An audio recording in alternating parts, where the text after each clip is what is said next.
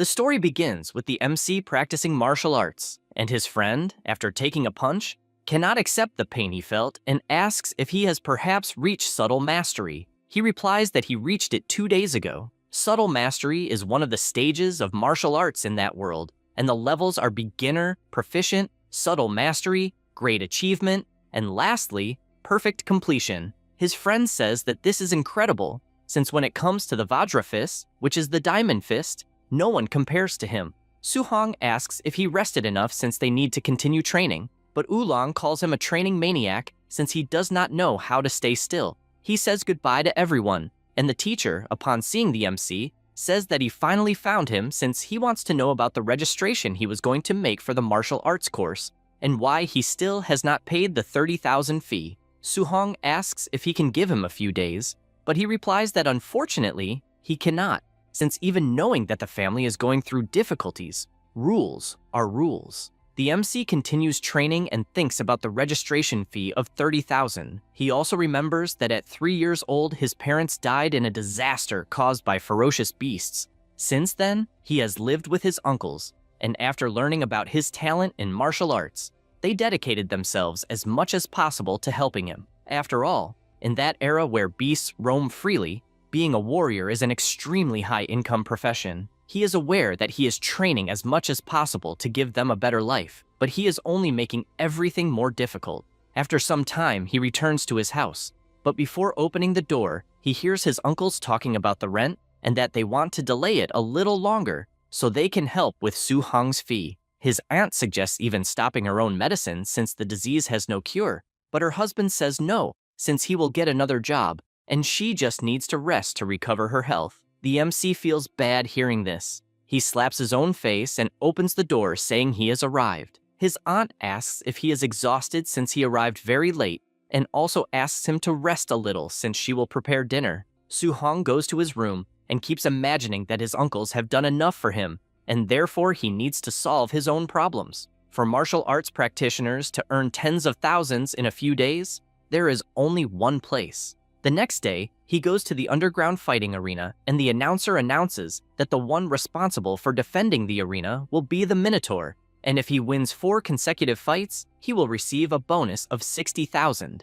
People speculate about who it could be and believe it must be a rookie. The woman asks him to hype up the place more, but he does not understand how he would do that. She warns that he only needs to use provocations or insults and says that a rookie is a pain because he does not know any of that. The MC immediately shouts that he is invincible and tells the chickens in that place to come at him. The crowd thinks he is arrogant and that he will probably die without even realizing it. Because of that, everyone begins asking for someone to finish off the Minotaur. The MC soon realizes that the underground arena has a heavy thirst for blood, but he knows it is the only way to gather money quickly. At that moment, a fighter climbs into the arena guaranteeing that he will win. Su-hong quickly realizes that the guy's momentum is strong, but his base is weak. In addition, the guy charges without thinking, and he takes advantage of it to use his technique, which lands directly on the guy's chin, throwing him out of the arena. He tells the next one to come up quickly, and the announcer celebrates the Minotaur's victory. Everyone shouts that it was incredible, and another fighter warns that he will not have the same luck.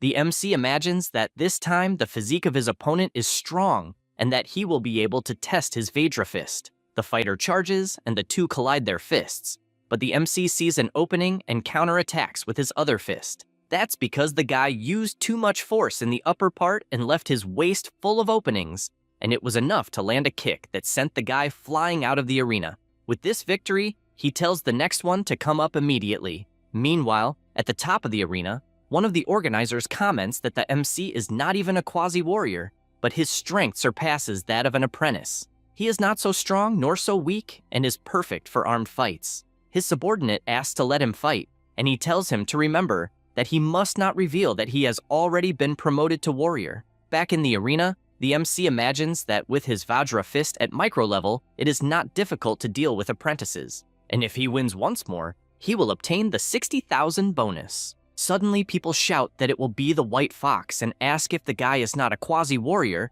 and if that is not cheating. Su-hong becomes worried, since it will definitely be difficult, although he cannot lose.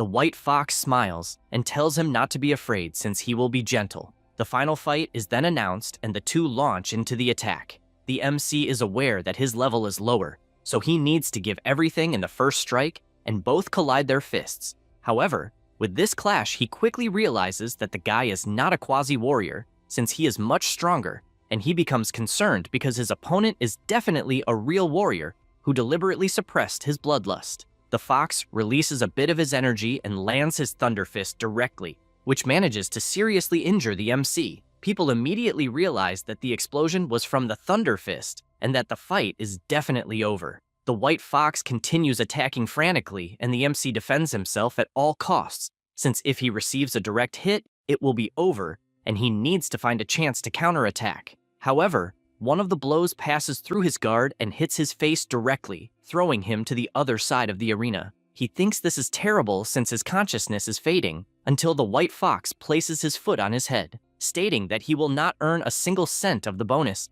but says that his master is inviting him to join the group because with armed fights, he will have a great future. Therefore, he tells him to think carefully since the price of refusal is something he cannot pay. The MC asks if they really consider themselves warriors by doing that kind of thing, and the guy takes that as a refusal and says he will destroy his dream once and for all. However, before his kick lands, the MC feels an incredible pressure inside his body that makes him dodge the attack. Then, standing up, releasing his aura, he says that he will become a warrior, and therefore he cannot fall in that place. The white fox does not understand how he managed to stand up after receiving his thunder fist. The MC can only imagine that he will become a warrior, and that he cannot let the sacrifice of his uncles be in vain. A future like that is something he could never accept. A system appears asking that for the sake of his family and the beliefs he holds, what is the limit he is willing to give? He replies that he is willing to give everything of himself, with an incredible power coming out of his body.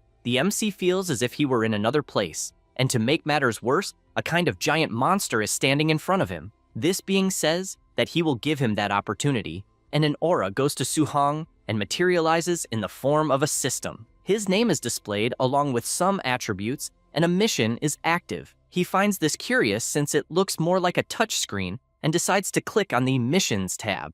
Its name is Path of the Arena. He must improve his skills by bringing the Diamond Fist to great achievement and raising the floating Light Palm and Void Step to subtle mastery. He becomes intrigued since it is a guide for beginners, until suddenly, a punch comes toward him, and he dodges in surprise, also realizing that it is a clone of himself using the Vajra Fist, and that it is even more refined, as standard as the textbooks. He does not want to miss the opportunity to improve and moves to counterattack. However, the clone grabs his arm and makes another movement, making him realize that that opponent is demonstrating how it is done. He receives the blow and steps back from the impact. The MC looks at his system and notices that the progress is at 10% and thinks it is a perfect opportunity to quickly raise the level of his techniques. So he runs into battle, and the two begin exchanging blows frantically. His fist keeps leveling up, as does his empty step, and the longer they exchange blows, the more his skills keep increasing, until he finally reaches 100% proficiency with both the floating light palm, the empty step, and the diamond fist. He feels a huge amount of energy overflowing through his body, and the system congratulates the player for completing the mission, and the reward has already been sent, only requiring him to accept it. After doing that, back in real life, his body is overflowing with an incredible aura, and the white fox moves to attack since her target is acting very mysterious and tries to land her thunder fist, but misses every attack. Su-hong, thinking she is far too slow, throws a punch that is strong enough to break the mask and also leaves the guy knocked out on the ground. The audience simply cannot believe what they have just seen, and the MC simply states that he wants to receive the bonus since he won the fourth fight. The announcer says yes, and congratulates the Minotaur for successfully defending the arena. The businessman, seeing this, simply cannot understand how an apprentice managed to use the Vajra Fist at its maximum mastery, and therefore asks his henchman to discover the true identity of the fighter.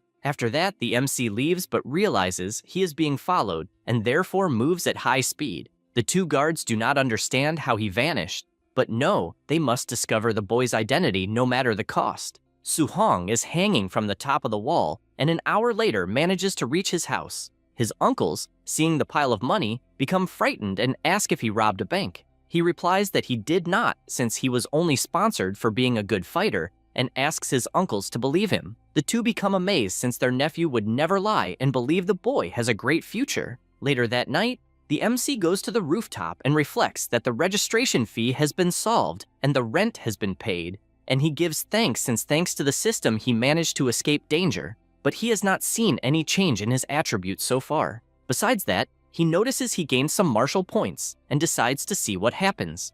After placing some points into vitality, he feels his body overflowing with an incredible aura, and with that, he realizes he has reached the level of a near warrior. Because of this, he decides to place all the remaining points into vitality, and after doing so, he notices his physique has visibly increased and his wounds have also been healed. As a test, he starts jumping from house to house, since he is filled with incredible vigor, and decides to go to the school's training field since it has a combat power measuring device. After arriving at the location, he walks to the device and concentrates the energy in his fist, and when he realizes he has gathered enough, he throws a precise punch at the machine. However, he begins to sweat cold since the machine simply could not withstand his punch, and he becomes worried that he might have to pay for the damage. To make things worse, someone shouts that they are hearing a noise and Su Hong runs away like a madman. The old man goes to the machine and simply cannot believe that someone broke the school's meter, shouting and guaranteeing that he will teach a lesson to whoever did this when classes begin. The next day, several students are gathered in the gym of the first high school of Xingcheng. The MC, at the back of the line, questions why Chen Shan was beaten. His classmate whispers that they discovered the boy broke the training field's meter and, since he did not admit it, he was punished by the principal. Su Hong sounds cold since he discovered who took the blame. The old man tells everyone to remain silent and says that he invited his comrade in arms,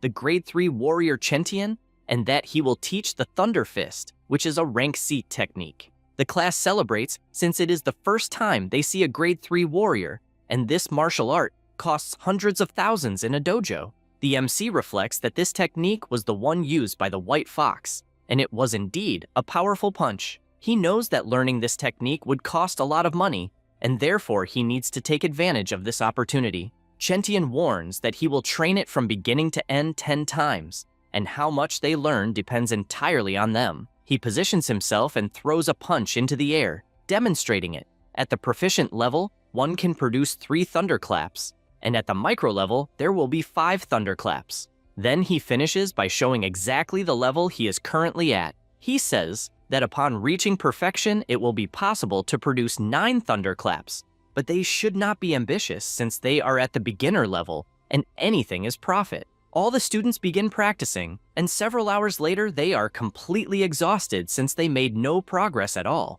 Lu Min, tired, cannot understand how he could learn this since rank C martial arts are extremely difficult, and asks Su Hong if he perhaps learned it, but he finds it strange when he sees that he disappeared. On the other hand, Chen Shan managed to reach the beginner level, and the boy questions how his brain works since he is definitely a genius. The principal says that the boy is the #1 genius of the school and therefore wants to know if there is interest in guiding him. The warrior finds it amusing since in any other city, that level is only acceptable. Then the two go outside, and Chen Tian admits he wasted his time since the class is very weak. The principal disagrees with this since the students are only beginners, and the man is looking for a top genius. The two continue talking while walking around the school until they are startled when they see the MC overflowing with incredible thunder throughout his body. The warrior shouts that is the 7th Thunderclap Thunder Fist, and he never imagined that there would be a specialist of that level in that school.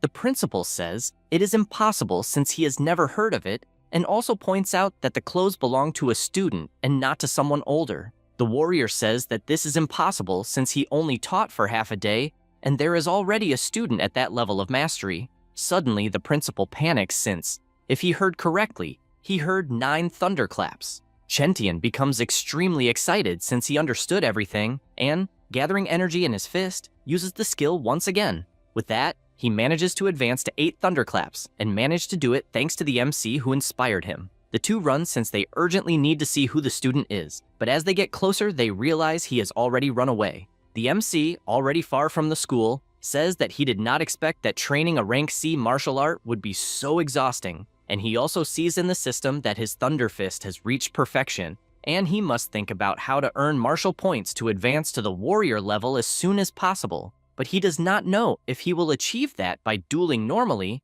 or if he needs to be between life and death. Sometime later, he arrives at his workplace, the Furious Thunder Dojo. Inside, several martial artists are training, and one of them asks why the MC appeared there. He replies that he had nothing to do, so he wanted to practice a little. At this moment, one guy defeats another, and this one says that he heard that everyone there is trash and still blames their master. Su-hong asks what is going on, and the boy replies that that guy's teacher is very strong but despises commoners like them, and because of that, teaches carelessly. In addition, that guy's disciple, the one with grape-colored hair, is also very strong. Leon prepares to deliver the final punch, but the MC appears holding his arm and tells him to stop taking advantage of others. The guy gets irritated and calls him to fight on the ring. He accepts, but before they could do that, the teacher arrives at the dojo and tells them to start the class. The grape-haired guy points out that he was lucky, but the MC gets irritated at how arrogant the boy is.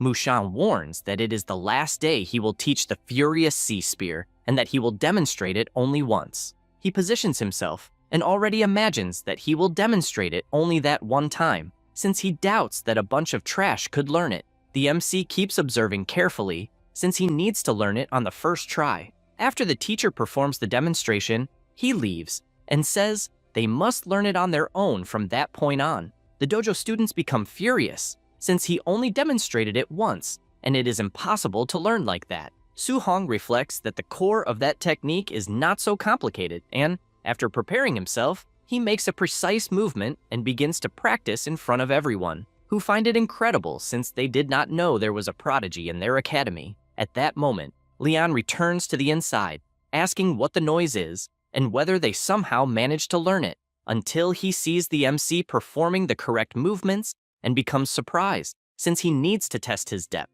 And if he is truly a genius, it will be interesting. He enters the ring saying that he will give some tips about the technique and positions himself to demonstrate. A boy asks to remember that although the guy is arrogant, he is extremely strong. The MC tells him not to worry and also takes his stance, since he wants to see it for himself. Leon attacks by activating his Furious Sea Spear at the subtle mastery level, but Su-hong, after taking a deep breath, also activates the Furious Sea technique, but at the maximum level. The guy simply cannot understand how it is possible that some beginner has reached the proficient level. The MC attacks and both strikes collide. Leon cannot understand how someone who is not even a warrior can reach the proficient level so quickly. Su-hong sees an opening and manages to knock the spear out of his opponent's hands. In addition, the system notifies him that he gained another 35 martial points for defeating a higher-level warrior, and he finally understands that normal duels also give points, and that he will be able to look for more people to train with in the future. Leon falls to his knees thinking this is impossible, since there is no way to reach the proficient level in the Furious Sea Spear, and that makes him question all his years of training since they were for nothing. Still furious, he stands up to attack because he feels like a useless person, but before he can hit the MC, the teacher appears shouting for him to stop. The teacher approaches and slaps him across the face, saying that if he does not have the courage to face defeat, then he is not even a warrior. In addition, he reflects that the MC, just by watching a single demonstration, managed to learn the Furious Sea Spear up to the proficient level, and not even the geniuses of the Imperial Capital or the Magic City are that exaggerated. And since he knows that Leon is very arrogant, even though he is a genius, it was good that he suffered a defeat, and because of that, he apologizes for his lack of discipline. The MC finds it strange how the guy changes his attitude so quickly. After finishing, he leaves since he became very tired, but at least he gained quite a lot of martial points, and also learned the Thunder Fist and the Furious Sea Spear. Another thing to remember is that the school exam will be in a few days, and the rich students have already prepared high-quality alloy weapons, so he also needs to prepare a weapon for the exam as quickly as possible. Since he felt comfortable using the spear, he decides to buy an alloy spear, but he worries because with the little money he has, this is impossible, since he cannot even treat his aunt's illness, let alone buy an alloy weapon. He wonders what other ways exist to earn money until he hears on a television that ferocious beasts are increasing day after day, and the Lord is summoning warriors to hunt these monsters in exchange for a generous reward. He sees a good opportunity in front of him. Meanwhile, at his house, Jinwei asks her husband not to work so hard since they received a large amount of money from the MC. He is aware of that, but does not think it is right to place the entire burden of supporting the family on the boy, and because of that, he needs to take the chance to build a good amount of savings. At that moment, Su Hong arrives at the house and asks his aunt to leave the work to him, and also tells Muram not to work outside anymore, since he is now managing to earn money and can simply stay taking care of his aunt. The man smiles and tells him not to worry, since he is only earning a few coins to help with the daily expenses, and is not pushing himself at all. Jinwei comments that the MC will spend a lot of money on training in the future, and because of that, they are saving as much as possible. He reflects that his uncles are used to a difficult life, and unless he earns enough money for the rest of their lives, they will not retire. Because of that, he cannot let this opportunity pass, and is determined to receive the reward for hunting the ferocious beasts, since he knows the wilderness area is dangerous. For safety, he decides to place all of his martial points into vitality. Now he has 95 points, and is only one step away from reaching the warrior level. 2 days later at the school gym, he is exhausted since he pushed himself very hard until he finally managed to bring all his techniques to the perfect rank, and only now, everything is ready for him to leave the city. He goes to the warrior base of Xingcheng and thinks that it is the first time he has visited the place, and before he had only seen it on television, and the warriors, who are normally rare to see, are everywhere in that place. He reads that ferocious beasts without classification give 300 coins. Initial level beasts give 1,000 coins. Medium level beasts give 3,000. High level beasts give 5,000, and so on. His biggest surprise is that he must cut the monster's left ear as proof, otherwise it will not be counted, and he finds it incredible how primitive it is. A man arrives at the counter asking them to calculate how much it is worth, and the MC believes the bag must be full of ears from ferocious beasts. At that moment, another group arrives ordering everyone to get out of the way, and one of them announces that the young master has arrived. Su Hong becomes intrigued since the clothes and the figure of the man look a bit like the white fox he saw in the underground arena. In addition, people whisper that the young master was beaten badly a few days ago and even disappeared so that no one would see him. The MC looks toward the group and the young master stares back. Su Hong reflects that it is not only the ferocious beasts that are dangerous since humans are as well, and because of that, he must be cautious. He reaches the gate and the instructor asks if someone so young will really go alone, but allows him to pass since ignorant and fearless brats are everywhere. The MC arrives at the forest and confidently says that he will return with a bag full of ears. 2 hours later, still in the forest, he becomes worried since he did not see any beasts and wonders if they are all dead. Because of this, he decides to search deeper,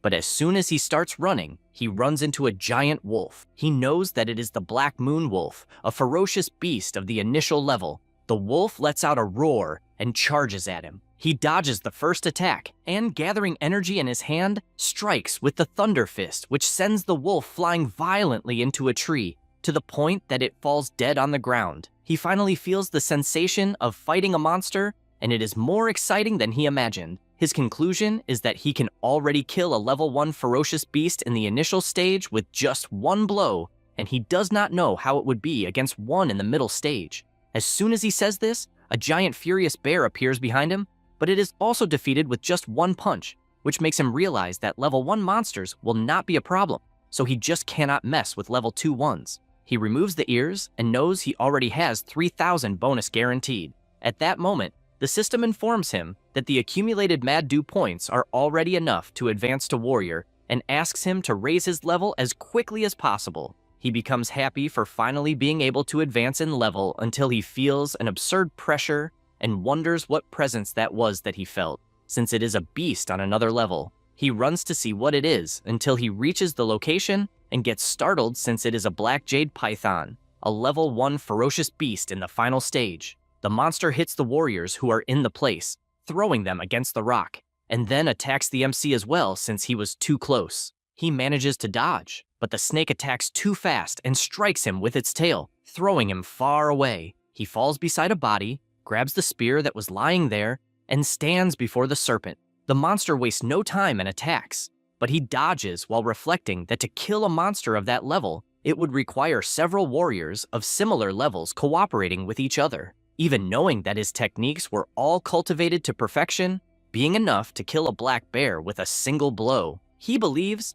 that with that serpent, it is different. Then, he jumps onto a tree and uses the air step to gain height. Only then does he use the furious sea spear and throws the weapon, which pierces the monster's belly. He runs to retrieve the spear, and after doing so, gathers energy once again and throws it toward the monster, piercing its body once more. He continues doing this since he is aware that the difference in size between them is very large, and it is difficult to kill it with a single blow, but he can weaken it first. He is almost struck by another attack, but counters with the Thunder Fist and retreats immediately since his strategy needs to be like this. He needs to find an opportunity to attack again and then retreat, but he did not imagine it would be so exhausting. In addition, the snake is also at its limit, so he needs to take advantage of that. However, he senses something approaching, and when he turns around, he sees a warrior heading toward him, and in surprise, he blocks the attack but is thrown far away. The MC gets up and asks who they are.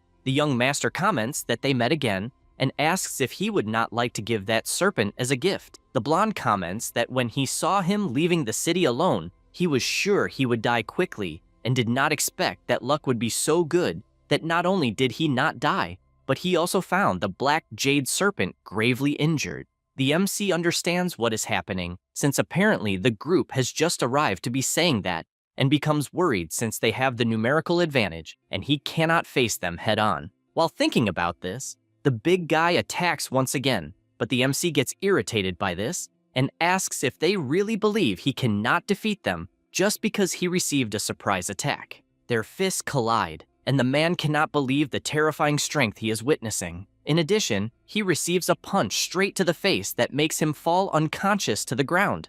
The young master admits he is surprised by the Vajra fist and concludes that the MC is the Minotaur. Su-hong also concludes that the guy is the white fox he fought in the arena. The guy says he has never suffered such humiliation in front of everyone and therefore orders his lackeys to kill the MC. He grabs his spear and starts running away, but the gang chases after him deep into the forest. The swordsman warns that they are greater in number and therefore do not need to fear a single guy, until Su-hong appears behind him and with his spear delivers a strike that makes the guy fall unconscious from the impact. The white fox becomes worried since he does not understand how someone can be so fast. They form a defensive formation, frightened, since they are hearing the 9 thunderclap fist, something that not even a level 3 warrior could perform perfectly. The young master begins to sweat cold since he has no idea how a boy has both the perfect Vajra fist and the perfect Thunder fist. The MC watches from afar since, if it were not for the fact that he fought the giant python earlier, he would have crushed all of them instantly. He throws his spear since he needs to find an opportunity to eliminate them one by one. The spear lands beside them, and because of this distraction, Su-hong approaches one of the guys and delivers a knee strike so strong that it puts another one to sleep. The last one remaining asks him to leave since their opponent is very strong, but the young master refuses since he cannot do something like that. The MC starts running at high speed from tree to tree until he reaches the spearman and also knocks him unconscious with a single blow. The white fox simply cannot understand how in just a few days a mere brat became so strong. The MC continues moving behind him, trying to distract him in the best possible way, and after preparing to attack, the blonde guy locks onto the location and prepares his attack void. Devastating finger. The attack was so strong that it destroyed a tree, and he keeps attacking in every direction since one of the strikes might hit by luck. Su-hong observes this since that power is immense and is probably a rank B technique. The guy shouts that he has already memorized his face and that if he dares to harm him, when he returns, he will certainly kill the entire MC's family. He becomes furious upon hearing this and moves even faster. The white fox begins to say that his uncle is a supervisor of the base, but before he can finish speaking, the MC appears and, gathering all the energy into his fist, lands a punch directly on the brat's mouth that sends him flying like a cannonball. The MC does not stop there and makes it clear that he should never have used family as a threat. The white fox, extremely injured, tries to understand how someone became so strong since he is clearly still not a warrior. While he says this, the black serpent appears behind him and ends him with a single strike. The MC realizes he fought for too long and the monster ended up recovering its energy. The White Fox group finally wakes up, finding MC bizarrely strong, and they have no idea where the young master is until they simply look to the side and notice Su Hong running toward them. But MC tells them to get out of the way since the black serpent is advancing in his direction. He dodges the strike, but the snake devours one of the warriors. Because of this, the system notifies that he indirectly killed a warrior and therefore gained 30 points. The same happens with the swordsman since the monster killed him, and a notification appears giving another 30 points for the indirect death. He is surprised since he had no idea it was possible to gain points like that. The snake prepares to attack him, but he goes into the air using his air steps since he gained enough points to become a warrior, and knows that if he could find a safe place to advance, it would be perfect. No sooner does he think that than he sees a cave right ahead. He decides to run toward the entrance, and the monster crashes into it, unable to enter because the entrance is far too small.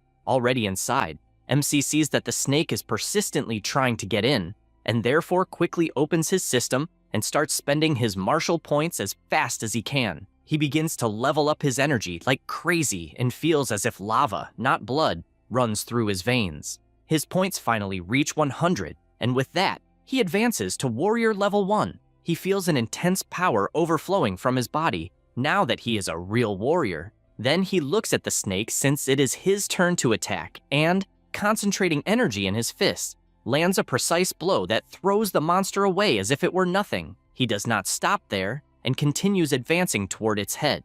The monster tries to attack, but he firmly holds his spear and throws it against the monster's body. Then, he prepares his thunder fist and punches the serpent's head, which is smashed against the ground. The dust begins to dissipate and he stands before it, gaining 92 points for this kill. He reflects that to hunt the fierce beasts, he needs to cut off their left ear to receive the money, but he does not know what to do with the snake since it has no ears. Seeing no better option, he simply leaves, and on the way, finds the lifeless body of the young master, but thinks that the situation he ended up in was actually cheap compared to what he threatened to do. He decides to search the body to see if he can find something useful and finds a book containing the technique Void-Piercing Finger. At nightfall, he returns to the cave and fills the entrance with some stones. He also concentrates since he memorized the entire initial method of the Void-Piercing Finger and now needs to use the system to completely master it. In his mind, his clone manifests through the system and immediately attacks with that technique, but he dodges the attack and begins using the ability to improve it, even reaching 97% progress. But the moment he learns the technique, he is struck in the head by the ability and the counter is still at 1% at the beginner level. He realizes that it is no wonder it is a rank B technique, since even the beginner level already carries enormous pressure, and he needs to find a monster to test it on. 3 days later, he finds a bear and tests his new technique, which finishes the monster with extreme ease. He finally reaches the perfect level and expected nothing less from a rank B technique and knows it is already time to leave. After returning to the warrior's base, everyone is surprised by the Thunder team since they managed to get a total of 230 from their hunt. But this quickly changes when MC arrives and draws the attention of even more people. The buyer shouts that there are 72 fierce beasts of level 1 at the initial stage, 83 at the middle stage, and 17 at the high stage, totaling 406,000 blue star coins. The people around simply cannot believe it, and he worries, since apparently he killed too many and did not want to draw so much attention. Suddenly, an explosion is caused at the central base, and people ask what happened, since it is impossible for a place full of high-level warriors to be attacked. The one responsible for this was Yeki, the young master's uncle. He orders them to block the base to the point that not even a fly can leave. People ask what happened, and he shouts that his nephew and the 4 warriors who accompanied him were killed. People cannot understand how this is possible, since a powerful group of 5 people was killed. Other people celebrate this in silence, since they know Ye Feng's character, as he used to rob others just for being the supervisor's nephew. Yechi announces that a rank B technique that was with the young master has disappeared, and because of that, all warriors must be searched and they will eliminate any suspect. Suhong imagines that they have already seen the bodies, and that it is clear they were killed by the black snake, and, because of that, it should not lead to him. However, the supervisor looks in his direction, and he cannot believe it. The team walks toward him, and the supervisor comments that he heard the boy alone killed the equivalent of 400,000 fierce beasts, and that such an ability is impressive. The secretary says that the boy is at most level 1 in the initial stage and would not be able to kill so many monsters, so he must have stolen the young master's backpack. The guards walk toward him, ordering him not to resist, or they will not be gentle. As soon as that is said, the tip of a spear appears in front of their faces. They cannot believe it, since they could not follow the speed at which the spear was drawn. The MC announces that he is a student from the first high school of Xingcheng, and therefore wants to know if they really want to search him. Yet he imagines that the director of that school is famous for protecting his students, so it would not be wise to mess with the boy. However, the suspicions are very great. In addition, he knows that if the MC really hunted the beasts on his own, it means he is an absolute genius, and they cannot make the mistake of offending someone like that, since the loss would be greater than the gain. Because of that, the supervisor approaches and says that the family's secret technique was stolen from his nephew's body, and therefore asks him to cooperate. Suhong also says that he hopes they will not accuse an innocent person unfairly. The man says that, as compensation for allowing them to search him, he will give 10,000 coins. The MC asks for 30,000 to allow it, and imagines that in fact, the young master was killed by the giant python, and while they do not find the technique, they cannot blame him. Yeki accepts the terms, and the guards begin to search him, as well as his backpack. In the end, they find nothing, and the supervisor orders them to give the 30,000 he promised. Suhong feels relieved, since he had the idea of getting rid of the book after learning it. Otherwise, he would be in serious trouble, and as he leaves, all he wants is to take a bath to change clothes, and afterward, he will go to the Warrior Association's evaluation registration, since he needs to obtain the guidance technique as soon as possible. Already at the Warrior Base Inn, he sees that he has 534 martial points, and in the past few days, he had been so focused on cultivating the void-piercing finger that he forgot to use the points. Even though all his techniques are already at the perfect level, he knows that each stage of a warrior requires a certain amount of blood energy, and if he uses all the martial points he has, the energy will go to 53, and a little more than 40 points would still be needed to reach the middle stage. However, the spirit and mortal body attributes have not yet been improved, and he does not even know what their effects are. Because of that, he decides to start increasing the spirit attribute, and even after increasing it a lot, he does not feel any change. On the other hand, when increasing the mortal body, the changes are evident, and because of that, he decides to add a little more. After doing all this, his energy is at 123 points, spirit is at 26 points, and the mortal body is at 36. Now, with the remaining points, he decides to invest 200 martial points into blood energy, and the rest will go to spirit. With all this investment, he feels that there is a colossal power inside his body, as if it were infinite, until he gradually begins to recover. He feels relieved for having returned to normal, since if he had continued with that muscular bodybuilder appearance, it would not have been easy to explain to others what had happened. 1 hour later, at the Warriors Association, the MC says that he wants to participate in the evaluation. The attendant informs that an employee will accompany him, and asks if it is his first evaluation since he is very young. She also informs that for a level 1 warrior, the blood energy must reach 100, and the combat strength must surpass 1,000 to be approved, and therefore wishes him good luck. People whisper that the MC is alone without even having a master, and trying to do that at that age is a waste of time. He finally arrives at the place, and right away it is announced that Fanjia has 102 energy points, and his combat strength is 992. Therefore, he was disqualified. Next, it is Liming's turn, who achieved 105 energy points and therefore is approved, only lacking the strength test. The boy positions himself in front of the machine and throws a punch with all his strength, reaching 1763 points, and therefore he is approved. Everyone around comments that they expected nothing less from the disciple of Jiang Ming, from the Furious Thunder Dojo, since all of those disciples are talented. The MC reflects that the Jiang Ming they are talking about is the teacher he met by the nickname Mushan, And as far as he knew, his disciple was Leon, grape-haired, but apparently he has more disciples. The boy announces that it is the MC's turn and imagines that he took the evaluation at that age because he is a genius,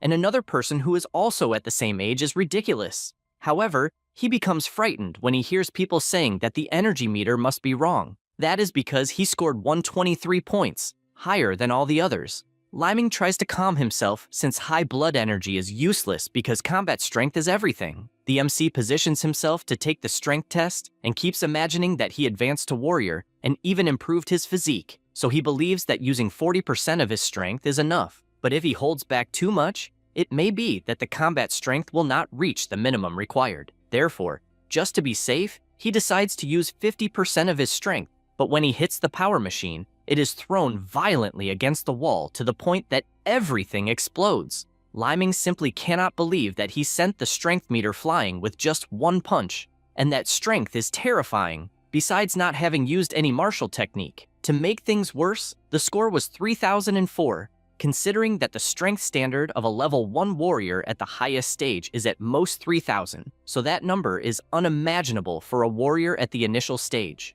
An employee comments to his master that it is the same boy from before and that his strength is simply terrifying. The man, recognizing that it is the Minotaur, says he is not even surprised after already witnessing that strength. Meanwhile, in another place, Lynxian, who is the president of the Martial Arts Association, becomes furious upon receiving the news that another genius has appeared in the neighboring city and everyone is bragging about it. And if her own city does not produce more geniuses, it will be a problem. At that moment, an employee appears shouting because a monster has appeared in the warrior evaluation. She is startled, and the man explains that a level 1 warrior at the initial stage sent the machine flying with just one punch and reached 3000 combat points. Meanwhile, in the central hall of the Martial Arts Association, an employee tells the MC that first, he will take him to the second floor to register his warrior identity, and then they will withdraw the allowance. He thanks him, but someone appears saying that it will not be necessary, since she herself will do it personally. The employee cannot believe it, since the president of the association herself will proceed with the next steps. She introduces herself to Su-hong and asks him to follow her. He says that is fine, and imagines that that person is the president of the association, and that, as far as he knows, she is a level 5 warrior, although she is different in person from what he imagined. They go to the office and she asks if by any chance he is a student from the first high school, since the principal was lamenting the other day that the school that year only produced 2 ordinary grade 1 warriors, and in the end, they were hiding a genius of that level. The MC does not know what to say and asks why he is there, since he only wants to register as a warrior to withdraw his allowance and the guidance technique. The president asks him not to worry, since his warrior card and monthly allowance are already in progress because she arranged it. As for the guidance technique, she herself moves on to the matter of teaching and asks how much he knows about this technique specifically. He says that in the books it was said that the spiritual energy of the world is divided into attributes, and that the guidance technique is the method of absorbing this energy to strengthen the body itself, and that to absorb different attributes of energy, it is necessary to have a corresponding guidance technique. Lynxian informs him that this information from the book is not wrong, but the technique is more than just a cultivation method, giving as an example the guidance technique of the celestial flames that she cultivated, mainly absorbing the energy of the fire attribute. At the same time that it strengthens the body, it allows her attacks to have the destructive power of that element. In addition, if one manages to project the elemental attack outward, it can increase the range of the strike, and if a grade 1 warrior can at least wrap the fist with a fraction of the attribute, it would already be excellent. He is surprised to learn that guidance techniques can also be used to attack, since he thought it was only to absorb spiritual energy, because the books did not teach anything about that. She explains that the spiritual energy of heaven and earth has 7 attributes, which are metal, wood, water, fire, earth, thunder, and wind. Although each attribute has its own advantages and disadvantages, in terms of pure attack power, thunder comes first, metal second, and fire third. However, the specific type of guidance technique that he will be able to cultivate depends only on affinity. Su-hong says he understands, since it is not as if he could train any guidance technique he wanted. She shows the crystal sphere that is used to test affinity, and that the larger the illuminated area is, the greater the affinity. Ordinary warriors have around 20 to 30%.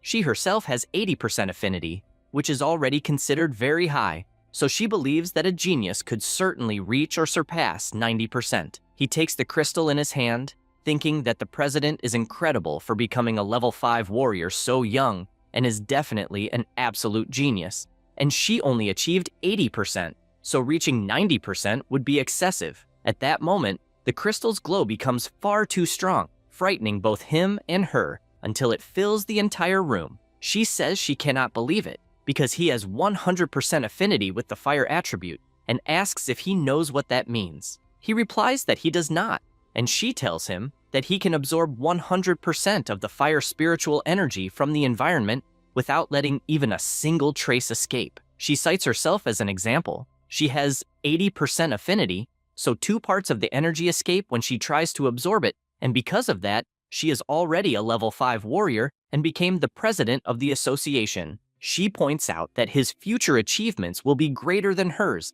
and she did not imagine that the city would produce a monster that does not lose to the geniuses of the imperial capital or the magic city. He finds it incredible since the fire attribute is not bad. However, he would prefer the thunder attribute since if he had that attribute, it would be better. As soon as he thinks about it, the sphere begins to fill with intense electricity to the point of becoming completely full. He comments that apparently his affinity with the thunder attribute is 100% if he understood correctly, but she is simply speechless because he achieved a double affinity of fire and thunder at 100%.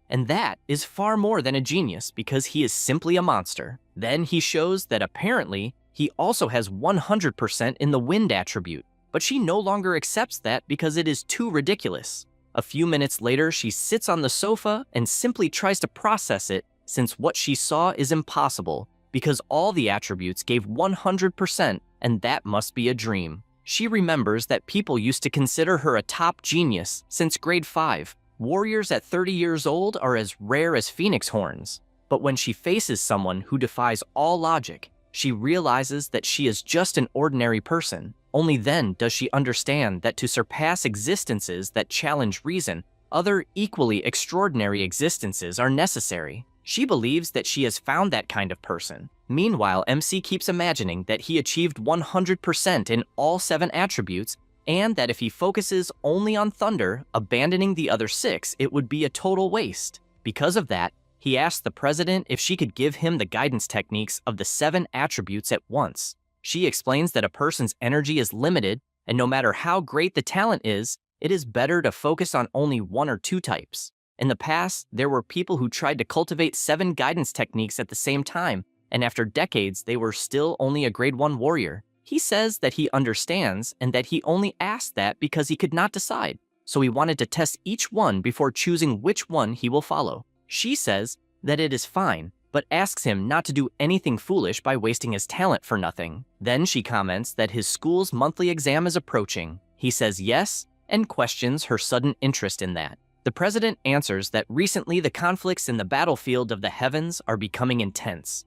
A great war between the thousands of races and humanity could break out at any moment, and because of that, the countries are investing in the geniuses that are appearing, and she wanted to recommend him. Therefore, if he manages to get first place in the school's monthly exam, she will be able to give a recommendation spot. He thinks about it and imagines that in the war 10 years ago, he was just a child and lost all his relatives except his uncles, so he answers that he will do his best. That is because he is determined that he will never allow that tragedy to happen to his uncles, and he will become strong to protect them no matter the cost. Later that night, in his house, he tells his uncles that he officially became a warrior, and they become emotional since they expected nothing less from their nephew. Suhong says that he will receive a monthly allowance of 10,000, and because of that, his uncle no longer needs to work so exhaustingly. The old man says that everything is fine since now, apparently the boy is the pillar of the house, and because of that, he will do whatever he wants. All Suhong imagines is that he wants to see the two of them living peacefully since from that moment on, he will support the family. Later that night, he continues concentrating energy, and after accumulating enough, he tests his strike, but soon returns to normal. He imagines it seems like a beginner-level technique, but does not know why he does not feel any power even with the guidance technique. He looks at the system and sees that there is a guidance technique tab, and apparently he has learned it since it only appeared now. He notices that the Celestial Flame guidance technique is at 5% of level 1, and he did not know they could level up since the president did not mention this. And he believes that if levels really existed, she would definitely have mentioned it. He concludes that this means the levels of the ability can only be raised by him and no one else, and he finds that incredible. He tries to see how to raise the level of the guidance technique and whether it uses martial points the same way as the other techniques. However, the system reports that there are not enough martial points, and he thinks it is better to first cultivate the remaining techniques and then find a way to gain more points. He continues cultivating, and several hours later, he unlocks the Thunder, Water, Earth, and Wind Guidance Arts level 1. He realizes that all 7 types of spiritual energy are repelling each other, and it is no wonder that the president said that the genius in the past who trained the 7 types of guidance techniques was still a grade 1 warrior even after decades. He realizes that although the 7 types of energy exist inside the body, he can only use one attribute at a time. If he tries to use a second attribute by force, the 2 attributes will violently repel each other and will end up disappearing. The natures of thunder and fire are very close, and he wonders if they truly cannot be fused. The power begins to get out of control when doing this, but he keeps trying at all costs. The next day at dawn, he decides to go just a little further and tries at all costs to make these powers fuse until he finally succeeds and feels relieved since it took the entire night to do it. And his next step is to go somewhere to test it. Su-hong goes to the Martial Combat Plaza of the citizens of Xingcheng. This time, he will try on a level 3 strength meter because that way he will not break it. He punches using the power of thunder, and this time, he will use 30% of his strength since last time. He used 50% and it gave 3,000 power points. Now the result went past 2,300, and as far as he knows, it should have been around 1,800, but it increased by 500 points. Now, his test will be a little different since he wants to see the result by fusing the power of thunder with fire, and he punches the machine once again, and the result surpasses 3,000. He is surprised because counting only his physical strength and the fusion of thunder and fire, with 30% of his strength, he has already surpassed a grade 1 warrior at the high stage, and his energy is still 123 points, so it is extremely terrifying. This is only the fusion of 2 attributes, and if he manages to fuse the 7 attributes, he cannot even imagine the level of power he would become. Because of that, he decides to return to his house to try to fuse 3 attributes. After doing this for some time, he falls down lying on the ground since the difficulty of fusing 3 attributes is infinitely greater, as he tried several combinations with the 7 attributes and did not make the slightest progress. He wonders if it would be better to increase the level of the guidance technique to have greater success in the fusions, and since the next day is the monthly exam, he will obtain as many martial points as he can. The next day at the high school, all the students are gathered, and the principal points out that the monthly exam will be different from the previous ones, since the situation at the front line is tense, and from that moment on, there will be an elite training camp every year to select the geniuses who will train intensively. The resources of the training camp are vast, in addition to a large amount of martial arts, and pills, and grandmasters as instructors. The 3 best students in this monthly exam will be able to participate in the elite training camp organized by Xingcheng. Everyone gets excited, since it is an elite training camp,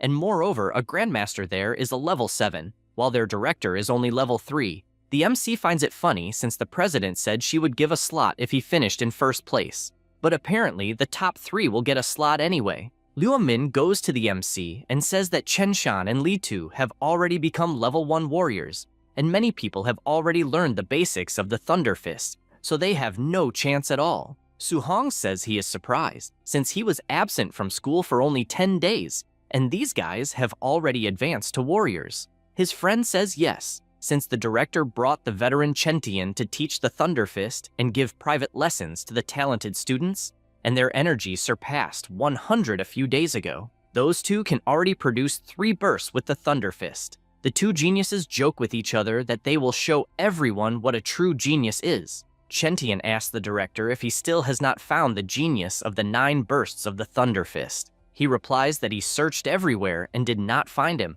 and already believes he might not even be a student of his school. Just as he says that, he gets startled by more people arriving at the test. It was Jiang Ming asking why the old man looks so startled and saying that the quality of the students that year is not bad at all, and that is why he brought his 2 disciples, since when the exam ends, the first place will be able to duel against them. Hunli gets irritated by this, since the guy is clearly trying to humiliate him, but if he refuses, he will be admitting that the entire school does not have a single worthwhile talent. Jiang Ming then comments that obviously the quality of the students seems quite poor, and that if they want to refuse, there will be no problem. Chen Tian interrupts and asks if he is really looking for a fight on purpose. At that moment, Lian warns his master that something is wrong and tells him to look ahead, since he saw the MC among the students. Jiang Ming looks at the group and is shocked to see that Su Hong is really among the students. He begins to sweat coldly, since he never imagined that a monster would be studying at the first school and thinks it is a disaster, since he is definitely strong enough to defeat his 2 disciples without difficulty, and he himself would be the one embarrassed. Because of that, he suddenly changes his tone and asks them not to be angry, saying he was only joking, since his 2 useless disciples could never keep up with their students. Both disciples confirm this and say they surrender. The director and the instructor become furious since they are being provoked with sarcasm. Sometime later, already in the arena, the MC is called to duel Chen Peng. His friend thinks it is bad luck that Su Hong has to face an almost warrior right away and tells him not to try too hard since it is not worth getting hurt. The boy ready for battle tells him to give up immediately, but the MC simply disappears with his incredible speed, grabs the guy by the head, and slams him hard into the ground, winning the match. Liu Min simply cannot believe what he just saw, since he has no idea when Su Hong became so strong to the point of knocking out an almost warrior with a single strike. He continues winning all the fights one after another, and the instructor asks where Su Hong came from and why he was not present when he gave the private lessons. The director points out that he made a mistake by not noticing such talent before, and since he did not give him the necessary attention, ended up wasting a prodigy. Chen Tian feels a strange sensation that he has seen him somewhere before but cannot remember where. At this moment, the semifinal between Chen Shan and Li Tu is announced.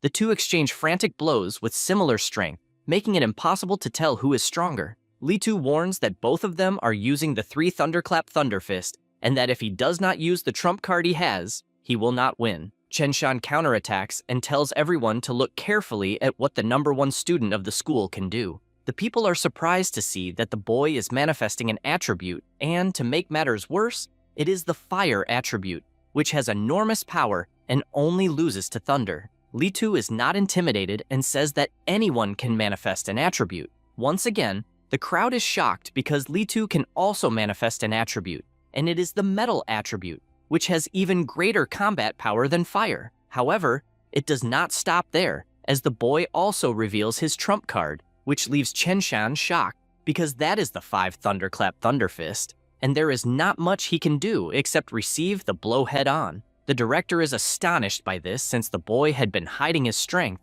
Chen Tian agrees, since in only 10 days he not only mastered attribute manifestation, but also took the Thunder Fist to another level. Hunli says, there is not much that can be done against the micro-level Thunder Fist of the metal attribute. Chen Tian thinks it is a pity for the MC, because if he also knew some kind of guidance technique, he might have had a chance in the fight. Jiang Ming hears this conversation and calls his old friend to make a bet, saying he will bet 50,000 on Su Hong's victory. The director asks if he has gone crazy because even though the MC is very good, he still does not know the guidance technique, so he accepts the bet since it is easy money. The final finally arrives, and Li Tu says the MC was very lucky for not crossing paths with him or Chen Shan earlier. Su Hong thinks that after hunting so many fierce beasts, the students feel far too weak. But finally, someone worth fighting has appeared. Li Tu tells him not to worry, because if he reached the final, he can consider himself the second best in the school, and he charges forward since he himself is the best. He wastes no time and uses his best move with the metal attribute. The students watching think this is absurd because the fight will end before it even begins, since he is using the Thunder Fist right away. The MC prepares and also charges forward because he wanted to see where the limit of his physical body lies. People cannot believe it, because charging directly at the 5 Thunderclap Thunder Fist is asking to die. Both fighters exchange blows non-stop, and Litu simply cannot believe that the MC used 5 instantaneous punches to neutralize the thunderclaps of his Thunder Fist.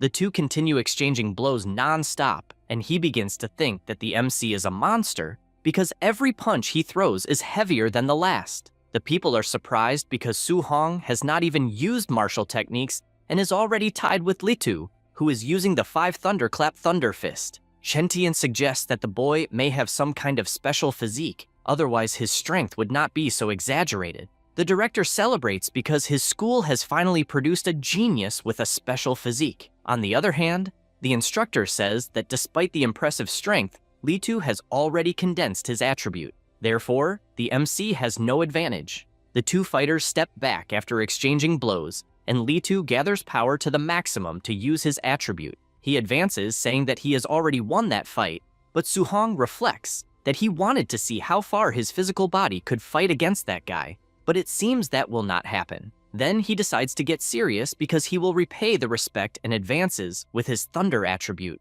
Litu cannot believe that his opponent can also manifest attributes. The same goes for the director and the instructor, who are simply left speechless when they see that a student has mastered the thunder guidance technique, since, combined with his special physique, it makes him one of the greatest talents, even frightening. The two collide with their blows, and Litu realizes the great disadvantage he is at, since the thunder attribute is stronger than his metal attribute. The MC says he has already seen the boy's trump card and because of that, prepares himself, since he also wants to show his own. With that, he lands a powerful sequence of the 9 Thunder Strikes Fist, which leaves the boy unable to believe how this is possible, but all that remains for him is defeat. The people are in shock for a moment and then celebrate this incredible feat, since they have just witnessed the 9 Thunder Strikes Fist, and it is unbelievable. Chen Tian admits that he did not imagine that the MC was the genius who had disappeared from the school and who possessed the 9 strikes.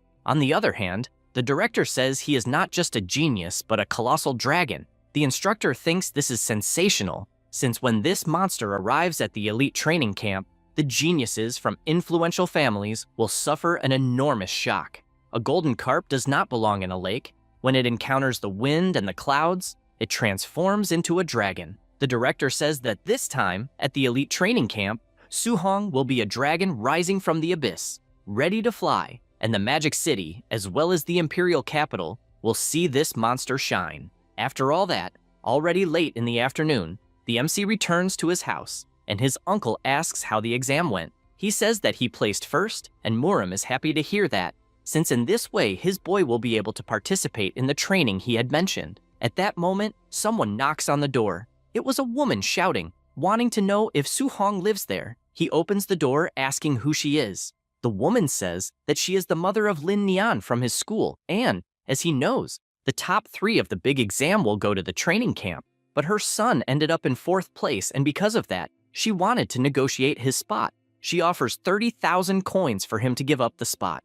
The 3 of them cannot believe such absurdity, and the woman becomes furious with that reaction and says that the training camp was created to cultivate geniuses who may go to the battlefield in the future, and that it is even a place where people can die. Inside, everyone takes high-level pills until they are sick of them and use high-tier techniques. So with his financial conditions, he will give up halfway through, and because of that, she says it for his own good. His aunt becomes worried and asks if it is really that dangerous. Muram tells her to calm down and asks if he can guarantee his own safety. The MC answers yes without any hesitation, and the woman asks if they will really believe the promise of a child. Muram replies that he obviously believes it, since participating in the training is his decision, and he will believe in that promise, besides the fact that it makes no sense to believe a random person. After saying that, he closes the door in her face. The woman becomes furious and tells them to wait for elimination at the training camp.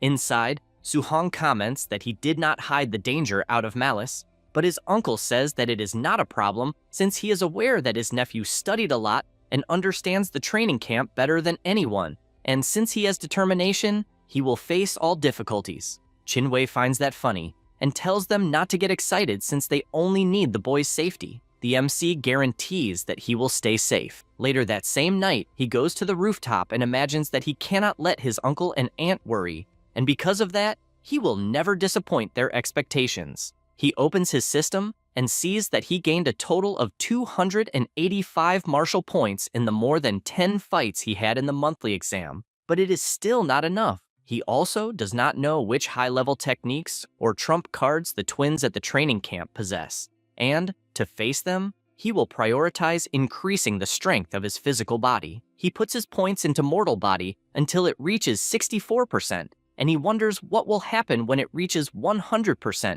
and whether he will obtain some special physique. Another thing that catches his attention is that the guidance techniques went to level 2, and he does not even know when.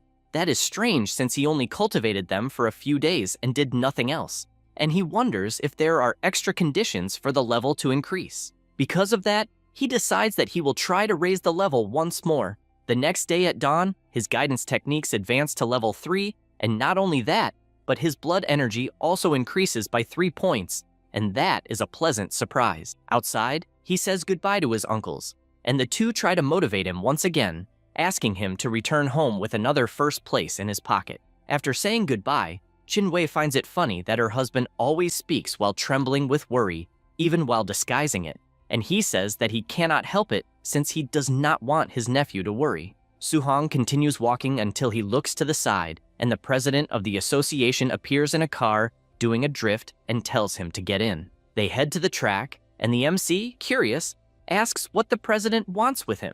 Lingxian says that there are some things to warn about regarding the training camp, since, as the president of the association, she had access to the data of some participants. So, from what she learned, among the warriors, there are some monsters who are already level 1 warriors at the high stage and are not far from level 2. In addition, the techniques they possess are at least rank B. The MC is surprised, since a level 2 warrior needs 200 energy points, and apparently, there are already people in the class who are not far from that. Despite that, he is not afraid of rank B techniques, since with his system space he can learn any of them quickly, even rank B ones. She reveals that he is the greatest talent she has ever seen in her life, without exceptions, but he lacks the same resources as the others, and, because of that, even if he suffers some setbacks in the training camp, he will definitely surpass them. He thanks her for such confidence. She is surprised, since even knowing that his blood energy and techniques are inferior to those of the others, he remains extremely calm, and apparently she does not need to worry about his mental state. After that, in the school car passing through the Tianlin mountain range, the two boys are startled when they find out where it will be, since it is a place where many ferocious beasts gather. The director asks them not to worry, since the training camp has a grandmaster watching over it, and, in general, there will be no risk of death. The MC thinks about that mountain range and that it is gigantic and crosses several cities such as Xingcheng and Yangcheng. Not only is the spiritual energy dense and the ferocious beasts numerous, but there are even beast kings in that place who are comparable to a level 7 grandmaster. The competition among the ferocious beasts is extremely cruel, and even if it is only a level 1 ferocious beast, its ferocity far surpasses that of beasts in other places, to the point that ordinary level 2 warriors would not dare to step into that place easily. They keep entering the forest, and a huge number of monsters appear all the time. They feel that something is watching them, and they wonder if the beasts might attack without warning. Suhong imagines that the training camp competition will probably be as cruel as the massacre among the beasts, and for some reason, he is liking that feeling. After some time, they arrive at the camp, and Li Tu says that he is curious to know the level of strength of the people present. The warriors stare at them and leave both completely intimidated, except for the MC, who does not lose any of his confidence and tells the two to keep moving forward. An instructor at the site tells them to wait until everyone arrives to begin the admission test. At that moment, someone shouts that a certain group has arrived, and when they look back, they see several cars arriving at the place. People step out of them, and everyone comments that the goddess Xiaoyan is so cool and beautiful that it is enviable. There is also Xinghei from the Lin family, who they heard is already a level 2 warrior. Lastly, the son of the city lord, Tiantuo, is considered a barbarian god who has 95% affinity with fire, in addition to a special physique. They pass through the middle of the crowd until the MC notices their presence and finds it interesting, since they are 3 elite geniuses that the president mentioned, and he is eager to see how genius they really are. The instructor announces that everyone has arrived, and therefore he will announce the rules of the admission test. The training camp is located inside the Tianlin mountain range, 30 kilometers from that camp. They will insert medallions inside some ferocious beasts, and they need to carry a medallion to enter the training camp. They will have to travel 30 kilometers in 8 hours. And once they enter the mountain range, it is not known what kind of high-level beast they will encounter, and in the worst case, they may die. Su-hong cannot believe he will have 8 hours, since it is too simple, and he will have plenty of time to kill as many beasts as possible to gain martial points. One of the warriors asks what he should do if he encounters a beast many levels above him. An instructor says that if he is unlucky, he will be eliminated, but someone will be there to rescue their lives. Everyone becomes upset, thinking this is unfair, since most likely the strong will be eliminated while the weak will pass by luck, since it depends solely on that. The instructor makes it clear that the world does not play house, giving the example of someone who arduously cultivated for 10 years and finally stepped onto the battlefield, only to be crushed by a single punch from a specialist who happened to pass by. In that case, he asks if they will protest that it is unfair, so if they do not want to encounter high-level beasts, they should act cautiously, avoiding all kinds of risks. They can also crush the weak or fight with numerical advantage. One of the warriors agrees, since anyone who fears death should quit immediately so as not to waste everyone else's time. The guy becomes furious when he hears that and tells him to repeat it, since he would love to go after him. The instructor makes it clear that fighting inside the camp is forbidden, but once they enter the mountains, it will not matter anymore. If a medallion is stolen, or someone simply hits another person because he does not like him, there will be no punishment, so everyone can do whatever they want outside the camp. The warriors glare at each other, creating hostility right from the start. The MC observes that the training camp is indeed cruel, since they encourage theft among them, and, with that rule, he believes more than half of the people will be eliminated. Thinking about it more carefully, he concludes that if he ends up fighting everyone, it means he will gain more martial points. The instructor tells them to stop the nonsense talk since the test is about to begin and orders everyone to leave the camp. Immediately, they run to the gate and head into the forest. The 2 warriors who were provoking each other continue fighting even on the way until they prepare their fists and start exchanging frantic blows without stopping for a moment. The MC watches from the top of a tree since he wanted to take the chance to see the combat power of the famous twins. But from what he is seeing, it is nothing special, and even if he defeated them, he probably would not gain many points. Because of that, he decides to hurry and hunt some high-level beasts. The 2 fighters begin provoking each other, calling each other a poor bastard and a beggar, and this fight catches Su-hong's attention, who becomes irritated and believes he cannot let these martial points pass for free. He arrives interrupting the fight between the 2 and tells them to play a little with him.